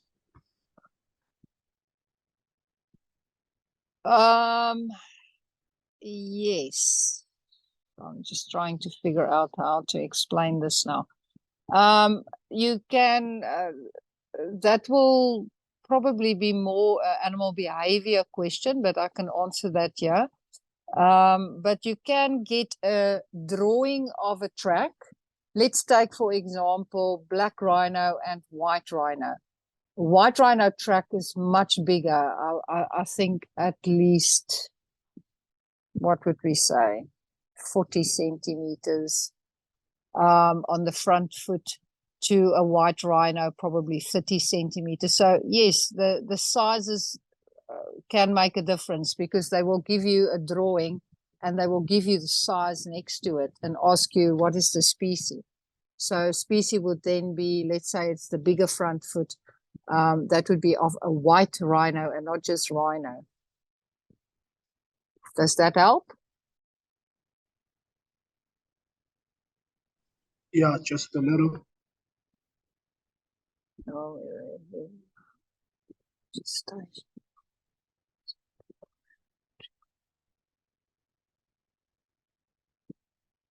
so Perry, yes, you do need to identify tracks from a drawing or a picture. Yes, you do. Elisabetta, sure. Biometric values, I suppose. Before you told me that it's necessary to know gestation. Yes, you do need to know gestation periods. Biometric values, are you talking about height and weight and those type of things? Yes. Okay, yes, you are saying that. Yes, the ones that they cover in your manual.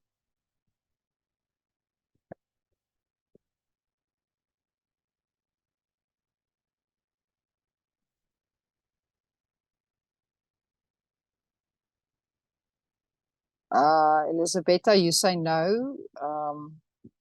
Is it just because you're disappointed, or? What are you commenting on?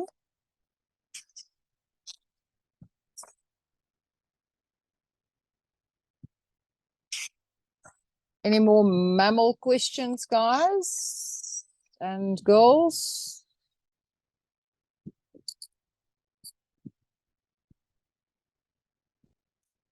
Must we know the Sorry. subclass? Yes, Chart.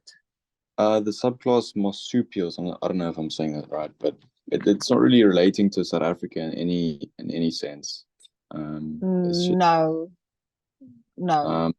placental mammals do. Marsupials don't. Placentals is for the rest of the world and specifically Africa. And then your marsupials and your monotremes are Australian. Yeah. So the only way that I can actually ask that question is, what are the three groups with regards to reproduction? So that will be then your monotremes that are egg-laying mammals, your marsupials that are those with a pouch, and then the placentals that give birth to live young. Okay. Thank you. Okay. Pleasure. Vulcane, must we know the subclasses of mammals? The subclasses. Can you give me an example? Similar characteristic of Mustelidae and Viveridae. Michael, are you comparing Mustelidae to Viveridae? And looking at similar characteristics, like, for example, anal glands? Stephen? My screen is jumping.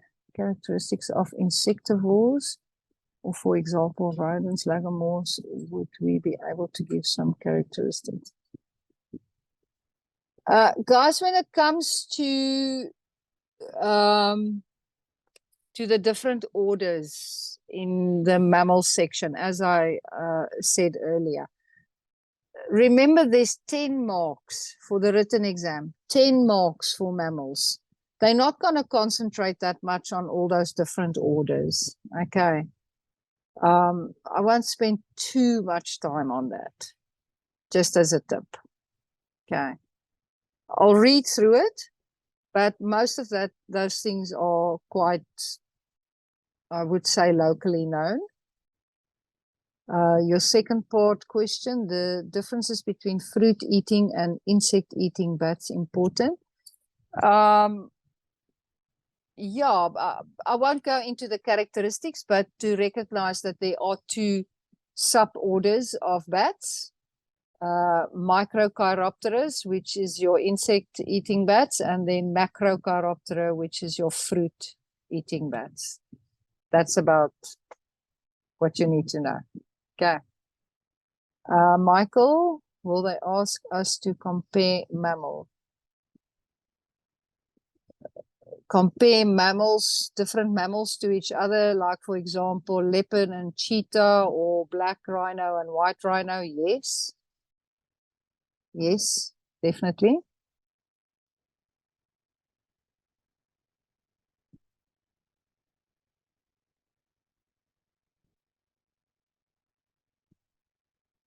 Any other questions on mammals, guys, or we can move on to animal behavior?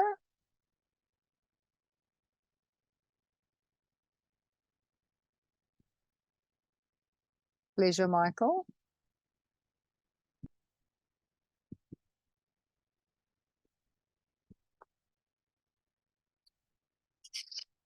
Any questions on animal behavior?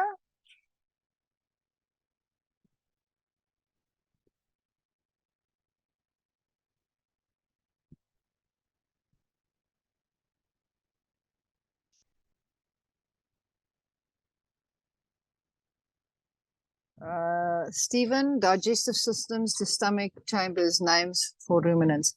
Yes, you definitely need to know the difference between a ruminant and a hindgut fermenter. You need to be able to describe both of them. With regards to ruminants, you need to know the 4 chambers, and you need to know what happens in each chamber. So For example, well, not for example, let me run through it quickly. When you have ruminant, the first chamber, the largest chamber is the rumen, and this is where fermentation takes place. It's also where the cud forms to re-chew so that they can break more of the cell wall. From there, the finer particles will move on to the reticulum, where digestion takes place, so further breakdown of the cell wall through bacteria. From there, it goes to the omasum and the abomasum, which mainly has the function of absorption. So this is where the nutrients are now being absorbed into the system. If we compare that now to the hindgut fermenters, which has the main stomach where digestion and absorption takes place, and later between the small intestine and the large intestine, you get a cecum, and that is where fermentation takes place. Okay, so that's the two major differences between the two. Where fermentation takes place is important.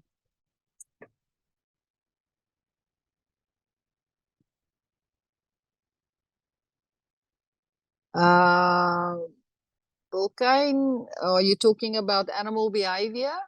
Important things? Again, very difficult question for me to ask, or to answer, sorry. Sure. If you take animal behavior, you can break it into 4 categories. Okay, so this is the best advice I can give you guys here. You can break it into grouping behavior. So go and look at the different grouping behaviors with examples of each.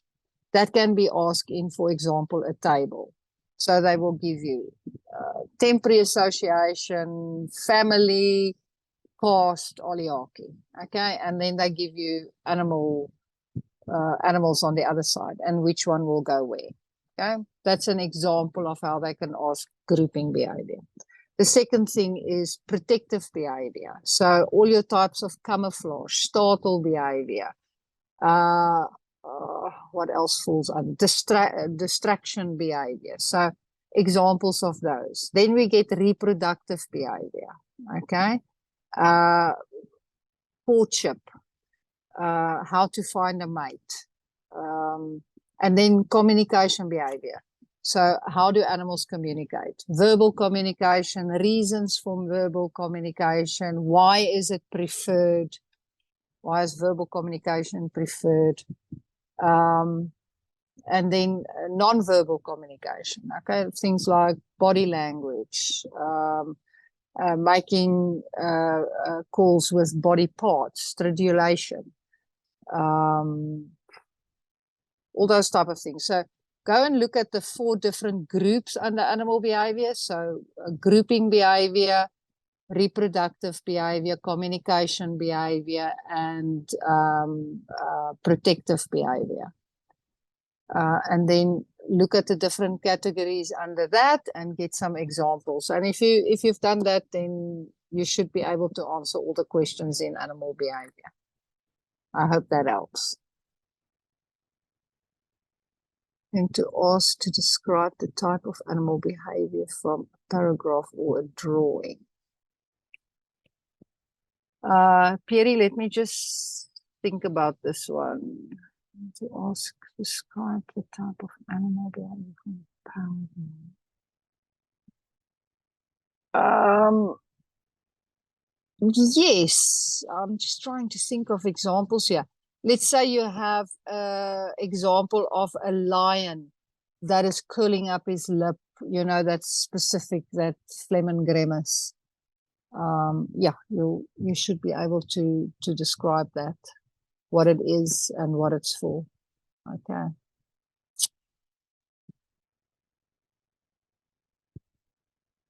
Anything else on animal behavior?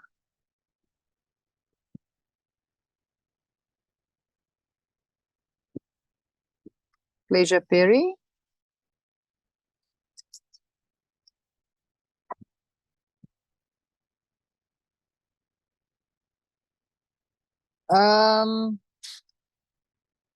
Anything on conservation management, conservation and habitat management, guys?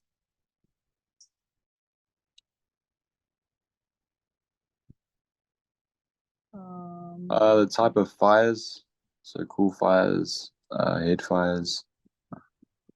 Okay, I'll cover that now. I've just got one more question on animal behavior, home range and territory differences. Stephen, it's very well summarized in your manual, but please take note, read the question well. If they're asking you what is the main difference between a home range and a territory, then territories are mainly there for reproduction and home ranges are there for survival. If it's just differences between home ranges and territories, then you can bring in things like in a territory, the borders, it has borders and it doesn't overlap, where in home ranges there are no borders and home ranges can overlap. Where in territories, borders will be defended and marked, where in home ranges it doesn't. So just read the question well there. Okay. Chart the different fires. I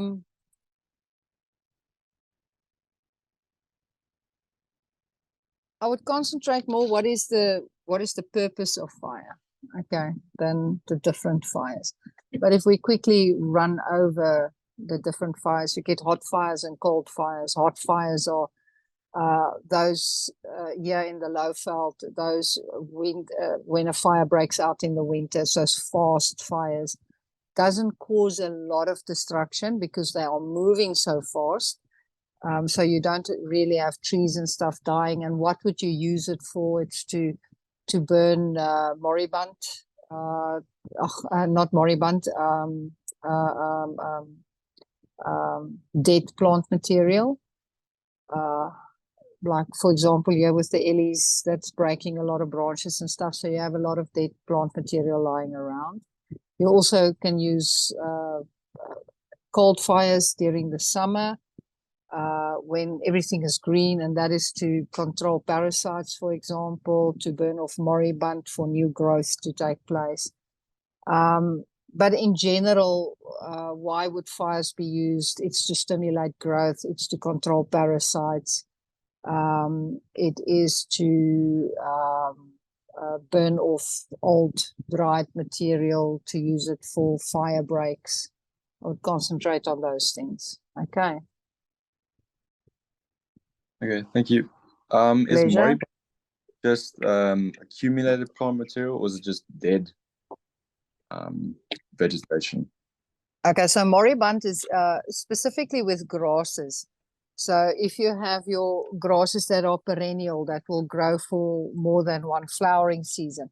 So let's take something like white buffalo grass. It can live up to six to 8 years. So if you don't have enough animals feeding on white buffalo grass, then that old grass will sit there in the new growth season. And now your new shoots are trying to get through and they're not getting enough sunlight. And therefore, that moribund can actually suffocate. It's not physically not being able to breathe, but just for a lack of English here, it would prevent that tuft to continue growing. So you want to burn off the moribund, so the previous season's material that was not utilized, so that the new shoots can come through.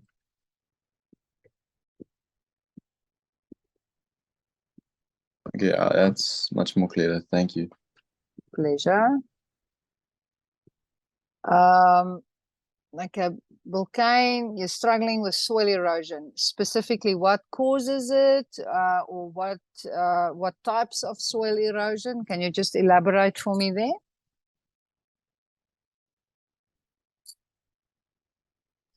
Yeah, the types, I've been going through it, but I'm struggling to just grasp it. Okay. One really understands it so that they could explain it to another person, per se, if you get what I mean, without having to really go word for word with the manual. Okay, so let's just create a scenario here. You have a pristine bush area and you decide to put in a waterhole. So you've got grasses, trees, shrubs, bushes, and all kinds of things growing there. You dig an area out and you create a waterhole. So now animals that would not have stayed in that area would now collect in that area because there's water now. So a lot of feet on the ground, a lot of mouths that are feeding. This will now deplete the grasses and the forbs and the other plants. The elephants will come push over trees and stuff. So now you have much less plant roots that are actually keeping the soil together. So this is a recipe for soil erosion to take place. The first erosion that will take place now is called sheet erosion, S-H-E-E-T, sheet erosion. Sheet erosion is when the topsoil is removed because there's no plant roots that are keeping the soil there. When sheet erosion takes place, less plants can now grow and more sheet erosion will take place. The result from sheet erosion, because water always wants to take the fastest and the shortest route, it will now start to make these little crevices, little veins that are created. Those are called rill erosion. So that's the next step. If you don't fix the sheet erosion, the next stage that the erosion will go into is rill erosion. So it will make these small little channels. If that isn't fixed, this can now develop into donga or gully erosion. Donga, gully is exactly the same thing, okay? More and more of the soil structure will be eroded away. The channel will become broader and deeper, and that is then referred to as gully erosion. So there's your 3 types. So just think of a scenario and it will help you to remember that. Thanks, Laetitia. Pleasure.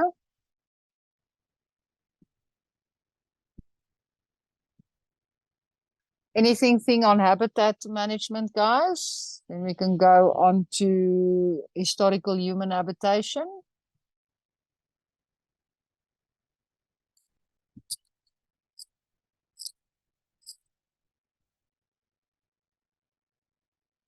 How much do we need to know about the transfrontiers parks?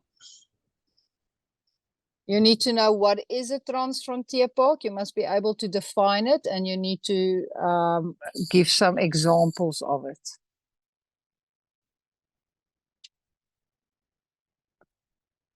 Sorry, I just want to see why my phone wants to die now. Why is it not charging? Sorry, let me quickly just plug my phone in somewhere else.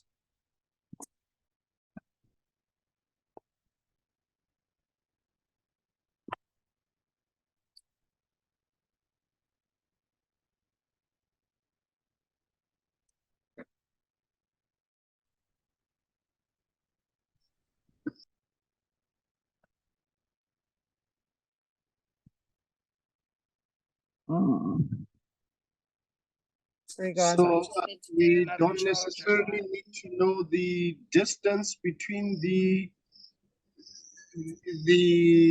borders. Is that what you're saying?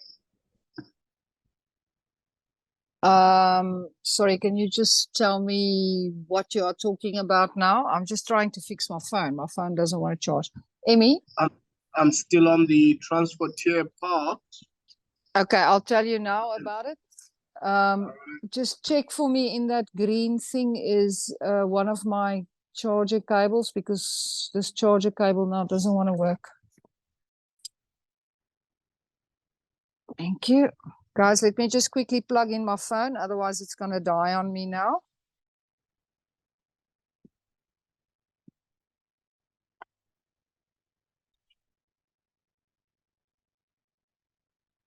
Sorry for the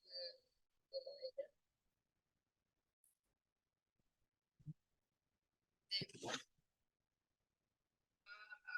back to transfrontier park, so you must be able to define it. So what is a transfrontier park?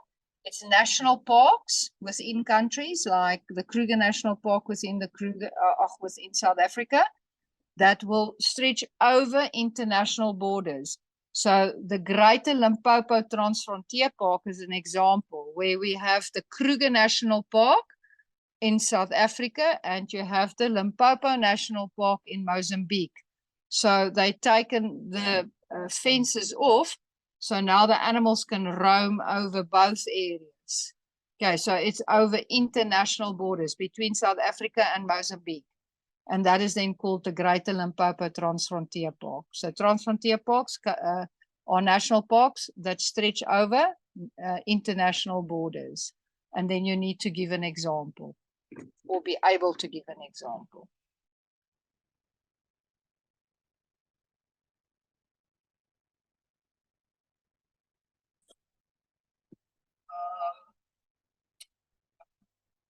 Okay, Michael, please explain a road management. Okay, under road management, you need to know what is a mitre drain and what is a bolster and what it's used for. So bolsters are those like speed bumps. It's not really speed bumps. It's water relays. It relays water off the road back into the bush. And then the mitre drains, that is 45 degree angled what is the English word for this? Ditch channel that is scraped on the side that takes the water further away from the road into the bush. Yeah, so you need to be able to describe those two things.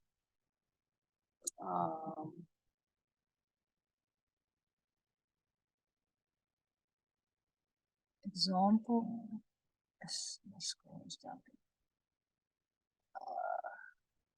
Can you explain the principles of cropping and culling? Somi, so cropping is when you take animals off the landscape due to carrying capacity. So that is actually the right word for what we use culling.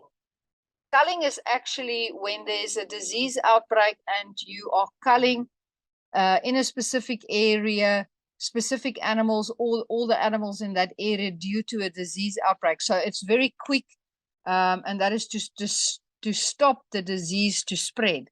Where cropping is due to carrying capacity. So if there's too many impalas in an area, you do a game count, you determine the carrying capacity of the area, and then you say, okay, there's 40 too many impalas in this area, and then over a period of time you take those 40 impalas off. That would be cropping.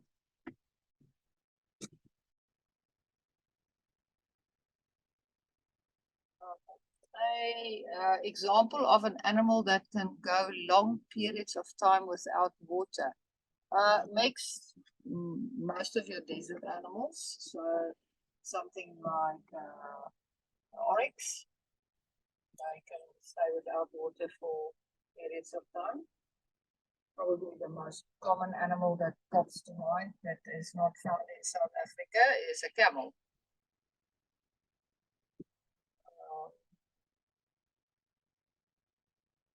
Okay, makes more local to the Lowveld. Steenbokkie.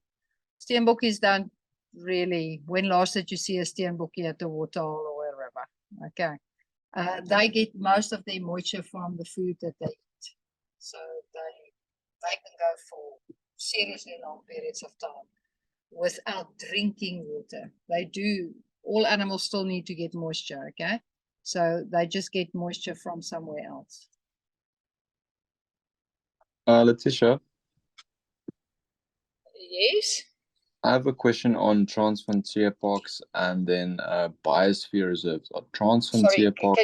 Can you just hold on a second? For some reason, the speaker has now decided not to be on. How do I get the speaker now? Okay, can you talk again? Yeah, so biosphere reserves and transfrontier parks. I know transfrontier parks is like a collaborative effort from multiple countries. But biosphere reserves seems to be only in South Africa. Can these also be transfrontier parks, if that makes sense? Okay, so biosphere reserves are actually an international movement. Okay, it's not just in South Africa. It might be called different things all over the world, but the principle is the same.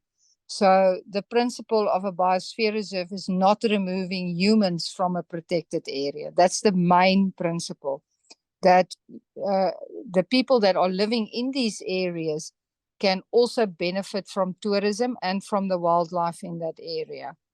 Where if we look at our national parks and our transfrontier parks, especially in South Africa, or the South African side of it, humans historically have been removed from the system.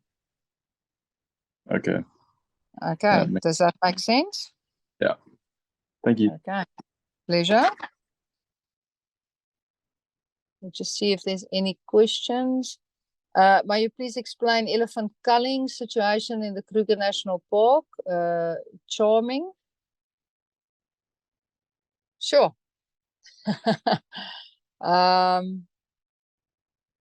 What exactly would you like to know about elephant culling? Are you referring that to a type of question that a guest might ask? Because then I've got a completely different answer to you. Or are you asking my opinion or my professional knowledge of elephant culling in the Kruger National Park? Can you just elaborate there for me, please? Elisabetta, which are the three functions of the biosphere?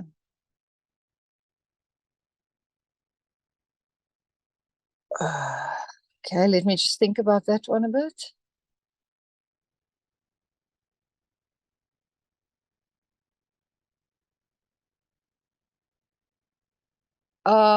Sure.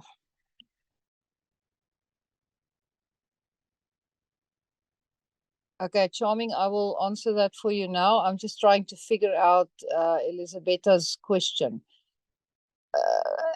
Has this got anything to do with historical human habitation, or are we in ecology now? I just need to know what exactly you're asking me, yeah.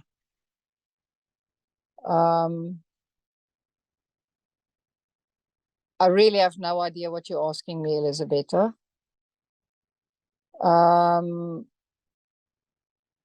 No conservation and management.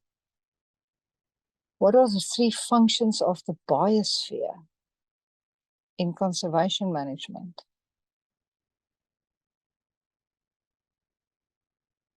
I'm going to have to think about that one. I really don't know what you're asking me.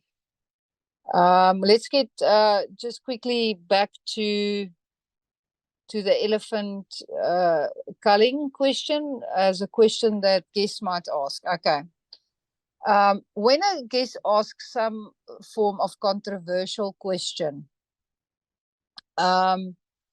like for example, elephant culling in the Kruger, you have to realize as a guide, it doesn't matter what answer you're going to give and how factual your answer is, you're gonna upset somebody in that group if you have a group of people.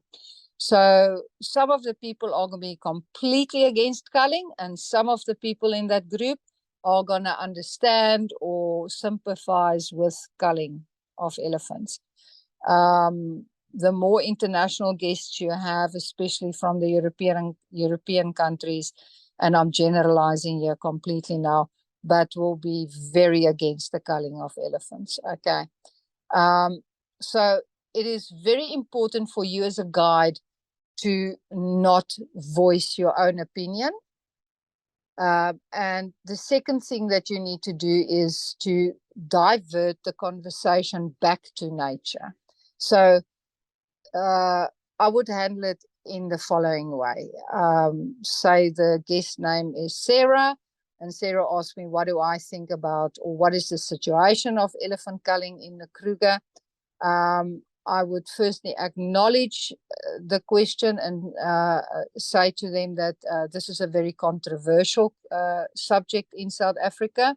There's a lot of research that are being done, but you don't specifically know what the status is at the moment, but you can, and this is now where you will give the solution to the guest. But it is a solution that cannot continue into an argument. So you would refer them to a third party that's not present. So say maybe the warden of the reserve will have more information, or they can contact the Department of Conservation and you can maybe give them the email address, a contact person, a telephone number. But it takes the question to somebody that has factual knowledge that is going on, and it takes the question away from the activity, that it doesn't start to take over the activity. Okay. Does that help you?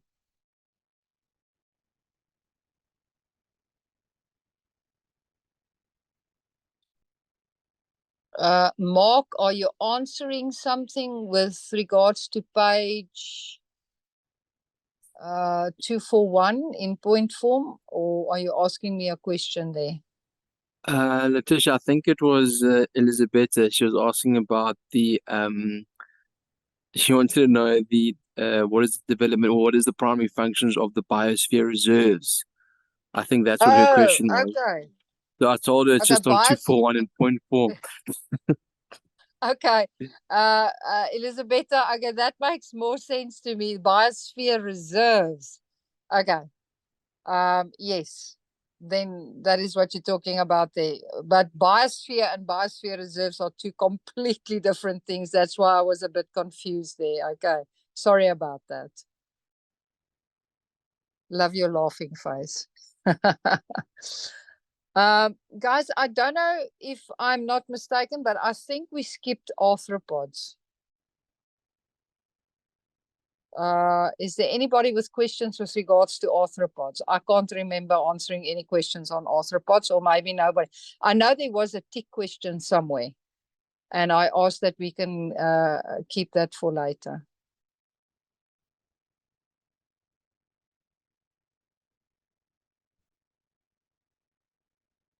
Okay, so you guys didn't ask any questions.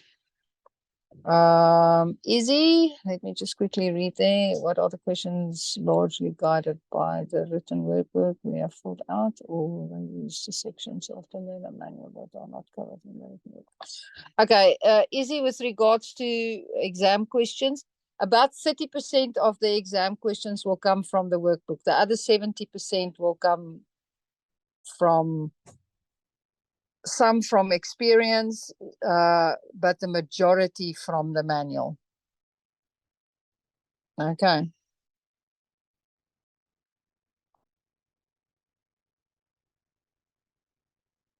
Should we be familiar with what type of spiders have what type of venom? Stephen? With regards to the 6 spiders that are of medical concern, yes, you need to know what venom types they have. So your black button, your brown button, and your small baboon spider are neurotoxic, and then your violin, your sac, and your 6-eyed crab spider or desert crab spider is cytotoxic. Yes, you do need to know that.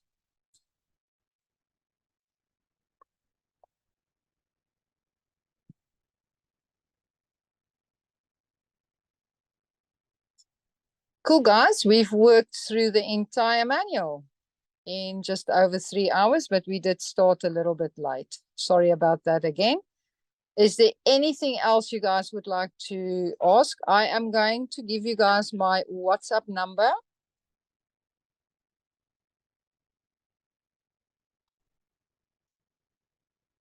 If you have any issues, just type this number, 0823728751. If you have any specific questions, guys, but please take in consideration, if you can get the answer from the manual, please don't ask me. I get all these questions and I know exactly where in the manual it is. If it's something that you don't understand or something that you really just don't know what the answer is, please do not hesitate to contact me. Okay.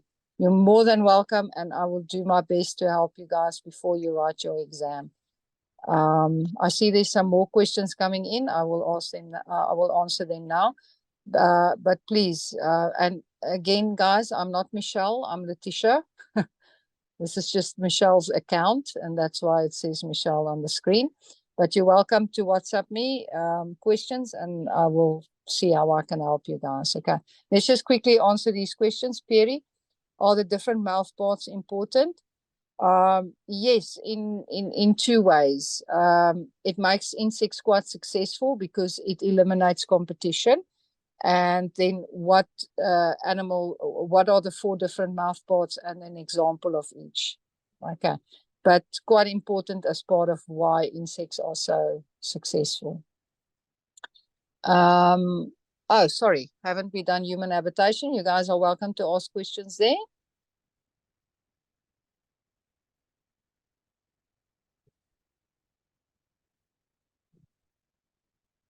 Okay, Bulkane, your famous question, yes. I would concentrate on the following things with regards to the ages. Okay, what are the 4 ages? When they were taking place? Okay, what tools were used?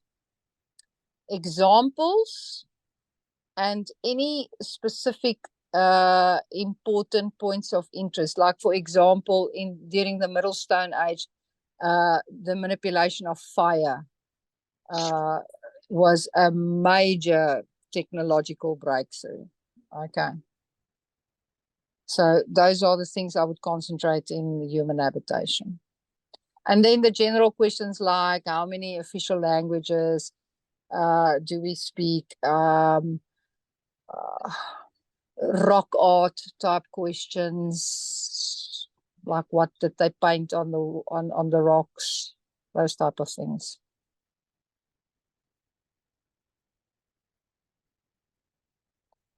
My contact number, I've just put it up here, 082 372 8751.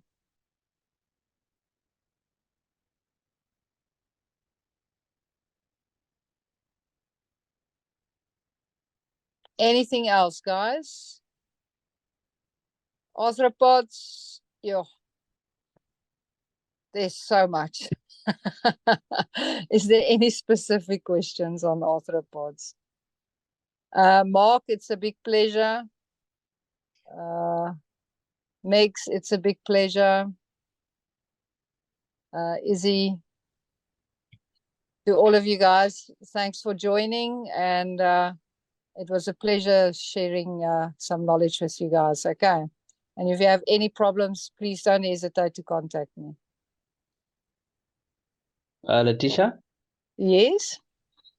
Sorry, man, I just want to ask you a question. It relates a bit more to the practicals, right? So, I understand that they register you as a guide provincially, right? But let's say, for example, I stay in KZN, but I want to build a guiding career in Limpopo, for example, right? Yes. Does that mean I have to do my practicals in Limpopo, or do I just have to go register there by a registrar? How does that whole process work? Okay, currently the law is quite restrictive. So when you do this qualification, the nature site guide, the NQF2, it means that you're restricted to the area that your assessment was done in, not the province and not the biome, the area. So if you did it on, let's say there's a quite a big nature reserve, often a nature reserve, a game farm called Salati, yeah, by us. It means you can only guide in Salati. Okay, it's very restrictive. This is in the process of changing, this whole process of changing that Fagasa is going through, and the entire tourism industry, but it is still in effect at the moment. So what I would highly recommend to all of you guys is after you've done the NQF2, right in the back of your workbooks, you will see there is the biome guide qualification. It's an NQF4 qualification. It doesn't cost you a lot of money. You can do all the research online to fill in that. You just go to an assessor. They mark that workbook. So there's no exam, there's no practical, nothing. They mark that workbook, give the report back to Fagasa, and then you get the biome guide. So you choose the biome that you're in.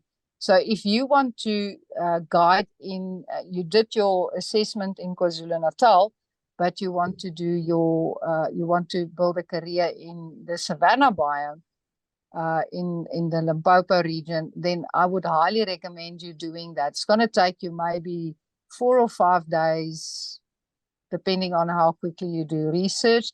Fill that in, get it marked, report gets sent in, and now you can guide anywhere in the savanna biome, which stretches from the Northern Cape to Mpumalanga. So I would highly recommend that to you guys. Until that law changes, it stands, and you can only guide where you were assessed. Okay, thank you. That helps a lot. And then just one quick question, sorry, is that we get our results after the online exam after we've written it, right? So when I pass this exam, does that mean after I've passed it, I can start making preparations for my practicals already, and I don't need any other? Okay, Yes. wonderful. Thank Yes, you. you can. Okay. There's an extensive list of accredited assessors on the Fagasa website, and look in your area and contact those guys. If you guys have any problems with finding an assessor, please contact Fagasa. You can speak to Bernice there. And you guys are also welcome to contact me, and I can see how I can help.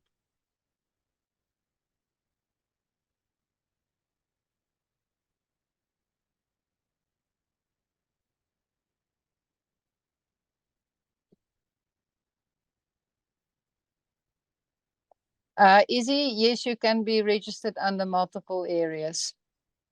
Okay, but please take note of what I've just said with regards to the law. Okay, so if you want to, if you can guide in the forest biome, KwaZulu-Natal, and you want to move to the Lowveld to do the savanna biome, again, just do that little bit of research, get an assessor to write a report and send it through to Fagasa, and that gets registered onto CAFCETA.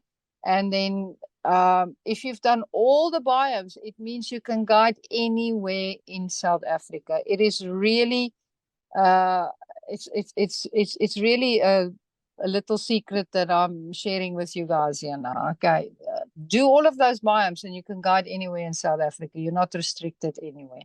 Okay. Okay. Is there any specific exam related questions? Not module related, but exam related. Yes, we have. Okay. You can start asking. Yeah, I would like to ask about the logbook when we're going to write the exam. What's going on about that logbook? Supposed to go with it, or we can write it, leave it at our home? Are you talking about the logbook, or are you talking about the workbook? The logbook. Okay, where you write in when you work.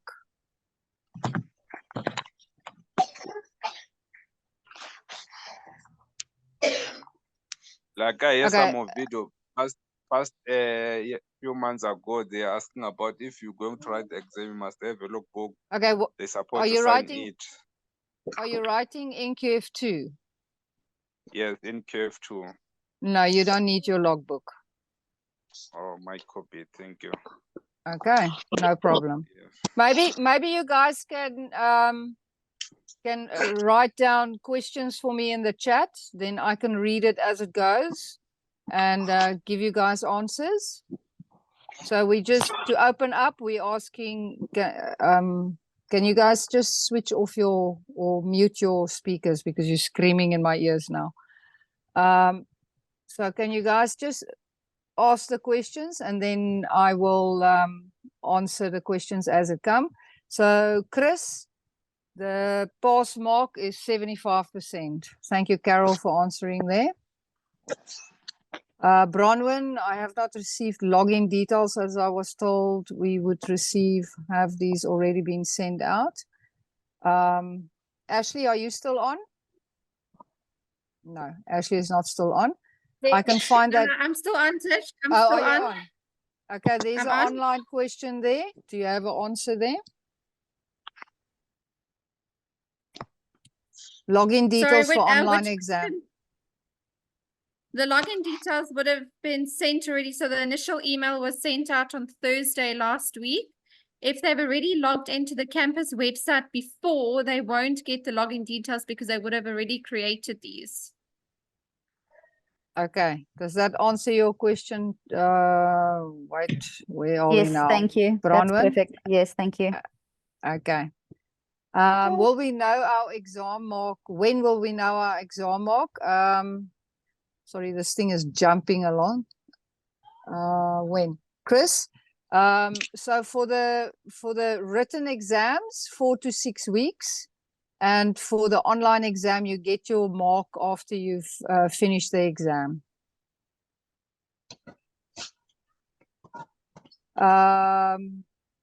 Bill Kane, sorry if I pronounce your name wrong.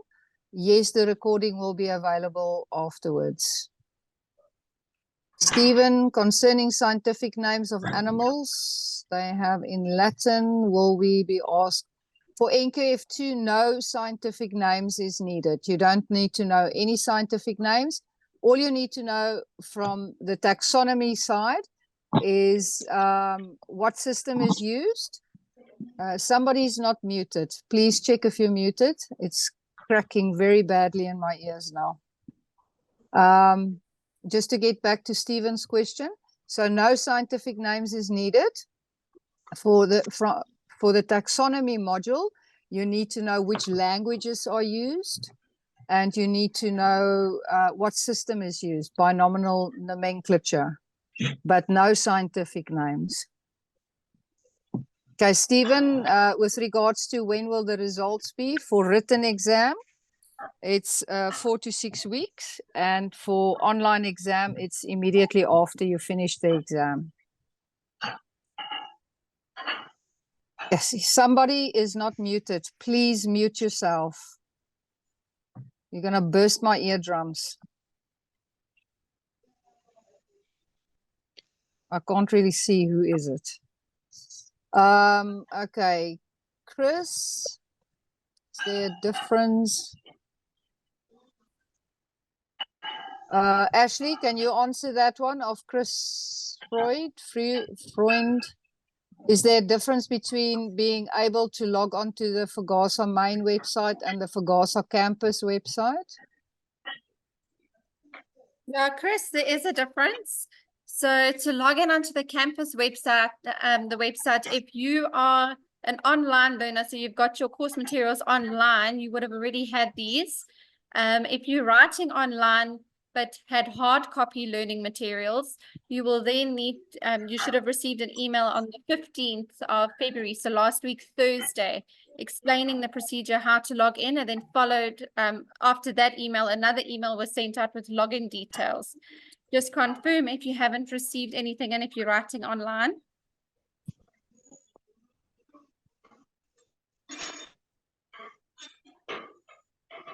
Chris, can you just answer there? Sorry, I was writing, but thank you. Yes, I am writing online, and no, I don't think I received a specific email. You know, giving me sort of online details and login passwords for the Fagasa campus. I can just log into the main website, as I said. Okay, Chris, I'm going to look into that now, and we'll sort it out. Thanks, Rick. Okay, Thanks very much. chart. Thank you, Chris.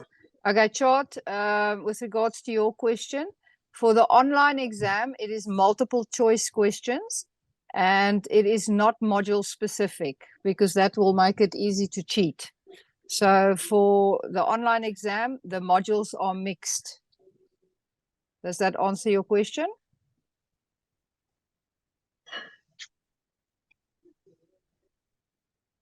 George, you can just give me a thumbs up or a quick yes.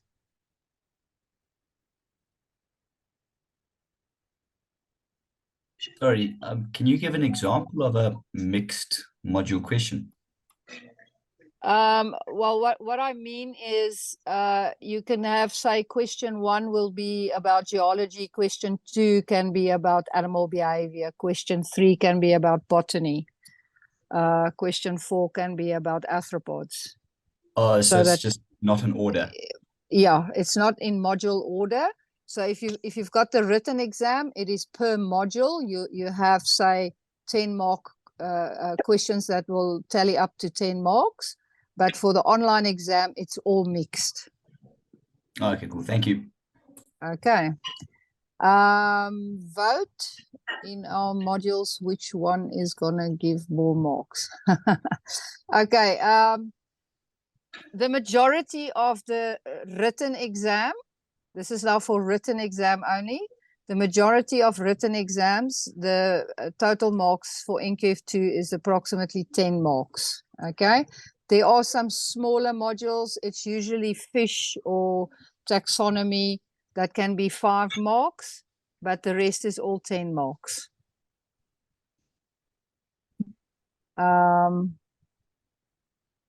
Will we get a new pin for the exam? Ashley, that's a question for you.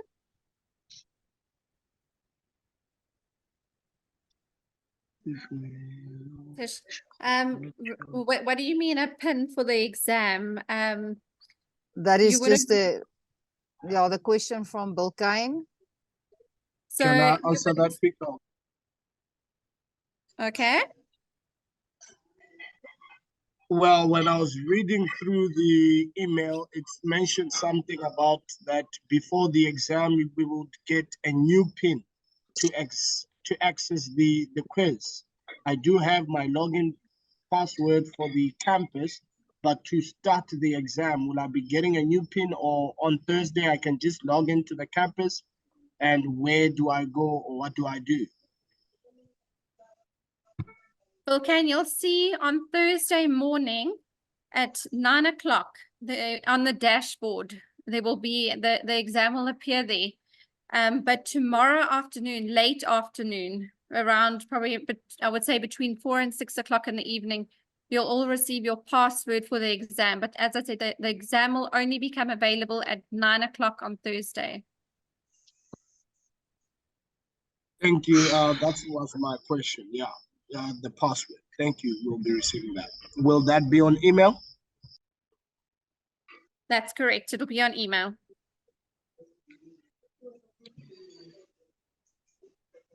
Okay, let's move on to the next question from Nadine. Nadine, if you're talking about online, yes, all the questions will be multiple choice. Written is not. Written is, in your own words, define geology, for example, and then you write it down.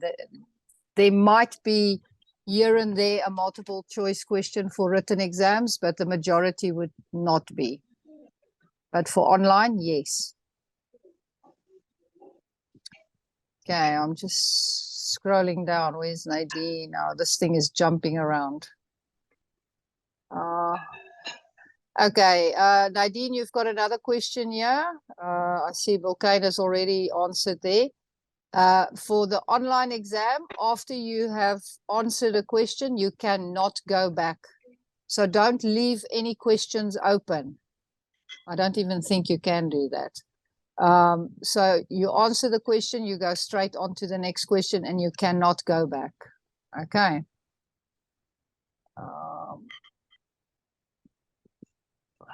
Sure. This thing is jumping a lot. Okay. Each question timed. No, the questions are not timed. You can take time on your question, but you have approximately, and please, everybody that's doing online, don't have a heart attack now, but you have approximately 30 seconds per question. But remember, some questions is like true or false, or it takes you maybe 2 seconds to answer it. So you have on the ones that you are spending a bit more time on, you will have time for that. But please just remember, you cannot go back onto a question that you've already answered. Okay. Time limit already answered there, 2 hours. Jerry, ask if you get extra time if your first language is not English.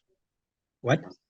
Ask if you get extra time online exam if your first language is not English. Not that I know of. It will be quite difficult to monitor. So can I get the extra time if my first language is not English? No, it will be very difficult to monitor. Okay. 2 hours for everyone. Okay, sorry guys, this thing is just jumping. The questions are jumping as people are adding, so I'm just scrolling to see where we are now on the questions. So have to be fast. About how many questions will be on the online exam? Michael has answered you. How much questions are there? 20. They did not answer. Was asking. Are you talking to me or talking to somebody else? Yeah, Tish, just with regards to the how many questions for the online exam. The online exam is out of 150 marks. That doesn't mean it's out of 150 questions. Some questions require 2 answers. It's a random pick with the questions, so I can't be 100% sure how many questions there'll be. But for example, the last exam was 139 questions out of 150 marks. Okay, is that answering your question?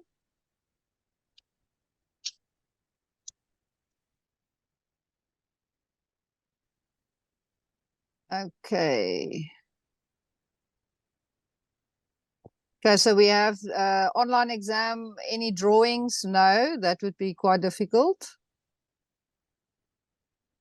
On the written exam, you can be asked to draw something. For example, anabatic wind, or how to find south with the Southern Cross.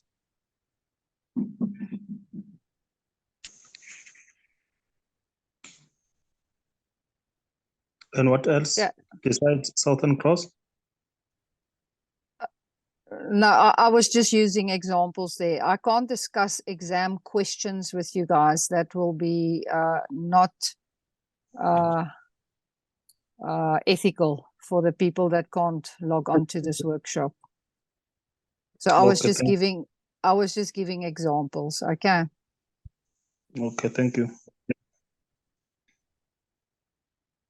Nadine, yes, this whole workshop is being recorded, and the recording will be available. It will be shared on the social media platforms. Okay, I don't know who this is, but it's a cell phone name. Sorry, it's jumped again. Where did that question go now? How long does it take to get your certificate? Okay, well, that will take a little bit longer than getting your results, because there's a lot of certificates that needs to be printed. Ashley, maybe you can also just elaborate there. Yeah, regarding the certificate, you're not going to get a certificate after just completing your theory exam. You still need to conduct your practical assessment. Once you've done your practical assessment, moderation at the Fagasa office is about 3 to 4 weeks. And that's 3 to 4 weeks from the date that the assessment gets to the office, not necessarily the date that you do the assessment. So it depends on when it is handed in.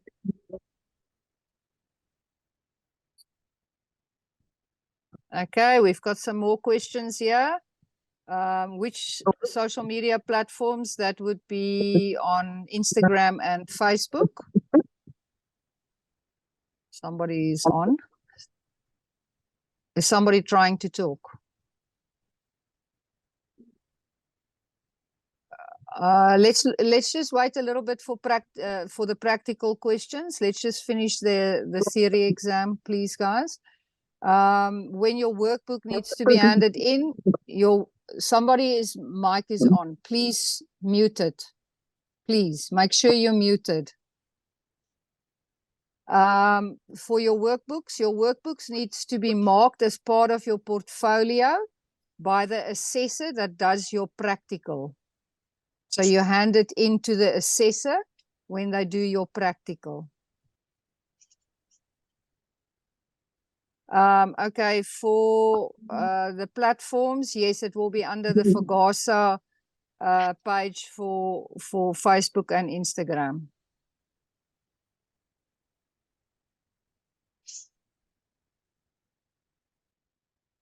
I'll just answer quickly these two practical questions, but if we can leave that maybe for later, because people might want to ask specific questions on modules.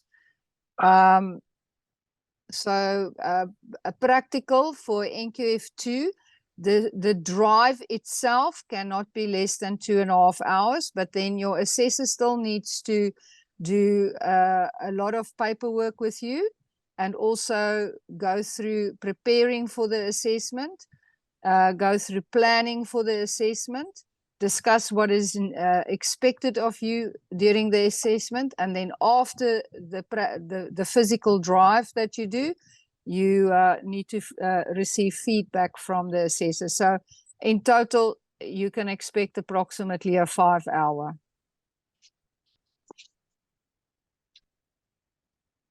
Workbook that has been done online, whoever is going to be your assessor, you can email that workbook to that assessor, and that assessor can then mark it and send it back to you.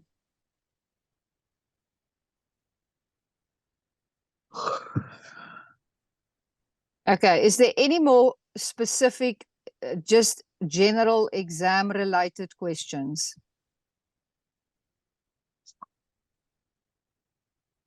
Let me just read this quickly, Mark.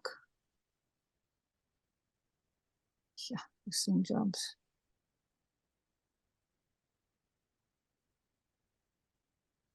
Mark, for the online exam, it's completely random.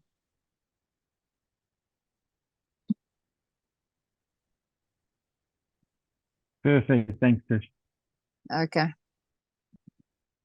Elizabeth, if you're doing an online exam, yes, then you do get your marks straight after you have finished the exam. Written exam, 4 to 6 weeks. Waiting period for your results.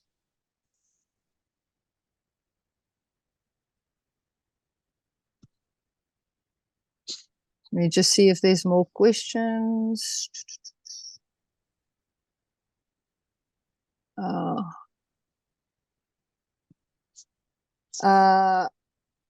Okay, with regards to, let me just see what your question was. Is this a new person now? Sorry, can you repeat what? Can you just type to me what I need to repeat?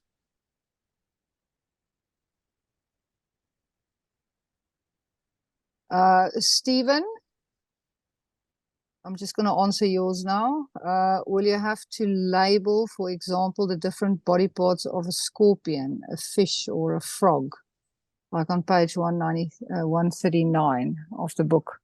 I don't have a manual with me here now, but I sort of know what you're asking there. You can be asked to label things. For example, solar eclipse. Where's the sun, where's the moon, where's the earth? Or a flower. Where's the male parts? Where's the female parts? Fish, probably. To be honest with you, I've never seen any question with labeling a frog. If I can share that bit of tip. Okay, let me just see quickly. I've done my session.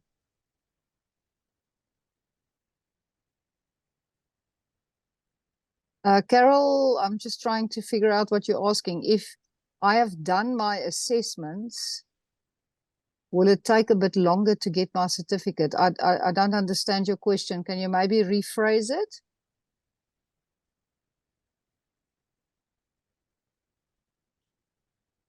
Hi, I was asking if, sorry, who's talking hello? now?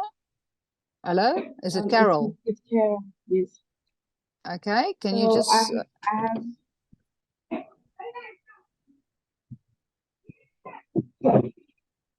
Sorry, Carol, Hello? I can only hear children in the background. Oh, sorry about that. No problem. I have done my assessments last year. So now I'm writing the Fagasa exam. So how long will it take for me to get my certificate? So you've done your practical assessment already? Yes. That's quite weird because you have to pass your theory before you can do your practical. Where did you do this? I did my training at Eco-Training Academy. Sorry, where? Eco-Training Academy. So Eco-Training did your practical assessment, but you didn't write your exam, or did you fail your exam? Yeah, I failed my exam. Okay, you're going to have to speak to Bernice or Ashley and see that the practicals are on record at Fagasa. And then they will let you, while you are writing the exam, and then your certificate will go out the same time as anybody else's, but it will be a little bit quicker because your assessment has already been done. All right, thank you. Okay. Am I sharing something? No, I'm not sharing anything on the screen at the moment. Okay, guys, any other general exam related questions? Otherwise, we can start with ethical guiding. If there's any specific questions with regards to ethical guiding, I cannot give you exam questions. So if there's any concepts that you don't understand, I can try and help to for you to understand it.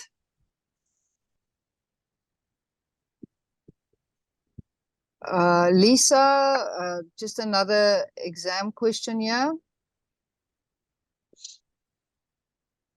The online exam, is there a certain time frame that the exam will be available for? Do you mean if you start late? Yeah, Tish, can I just answer there? So the online exam will be available from 9 o'clock in the morning up until 4 o'clock in the afternoon, just to accommodate for load shedding.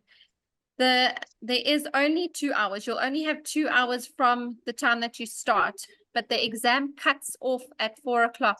So if you have not logged in by 2 o'clock in the afternoon, you will not have the full 2 hours to complete your exam. So you need to log in between 9 a.m. and 2 p.m. Okay, there you go, Lisa. Hope that answers your question. Okay, how many minutes do you have to answer a question? I suppose that will be for online. Generally speaking, it is approximately 30 seconds per question. But as I said earlier, don't be too stressed about it because some of the questions literally take you 1 to 2 seconds to answer. So it does give you time later on if you have a question that you need more time with.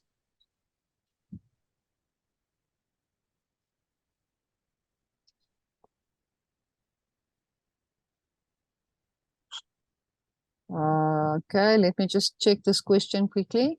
What to bring to the exam? You need to bring a form of identification, either a passport, a ID document, or a driver's license that has your photo on it.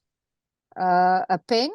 You can bring a pencil and a piece of just scrap paper, but there must be nothing on the scrap paper that you can scribble on if you want to.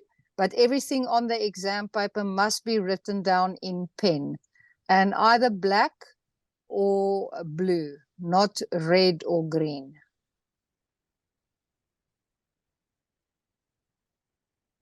Thank you. It's a pleasure. Bronwyn, I'm just quickly reading your question. Yeah, Tish, I'll answer. It will submit automatically at 2 hours if you haven't completed.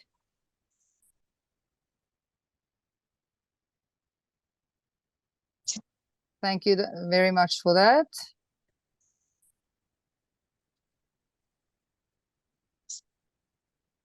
How many questions? Again, I think this is for online.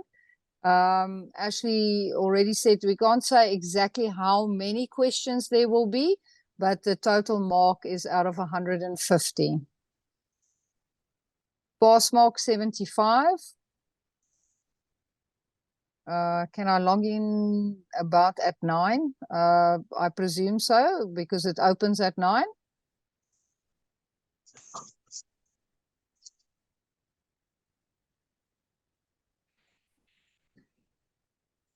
Okay, guys, if you have any questions with regards to ethical guiding,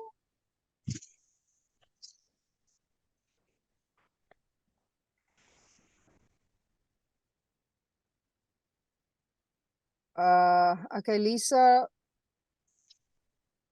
it's a difficult question to answer. Work on, say, approximately 140 questions, if that was more or less what the previous exam was. But as I say, don't stress too much about the time, guys.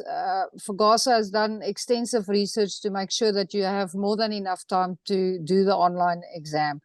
So, as I said, the 30 seconds is just a general guideline. That doesn't mean if you go on to 40 seconds, you're not going to be able. But if you spend more than 30 seconds per every question, then you will run out of time.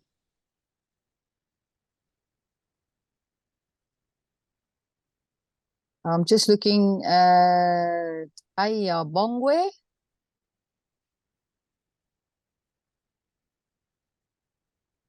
No. So the 30 seconds is not that after 30 seconds, it jumps to the next question. It will wait for you to answer the question, okay? So it's the time more or less that you can spend on the question.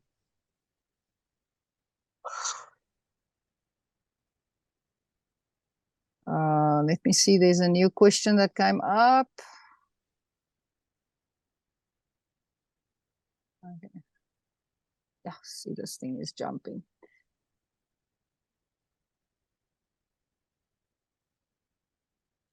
Okay, are there only multiple choice questions? For online, only multiple choice questions. Written exam, you need to write out what the question is, and there might be a few multiple choice questions, but not many.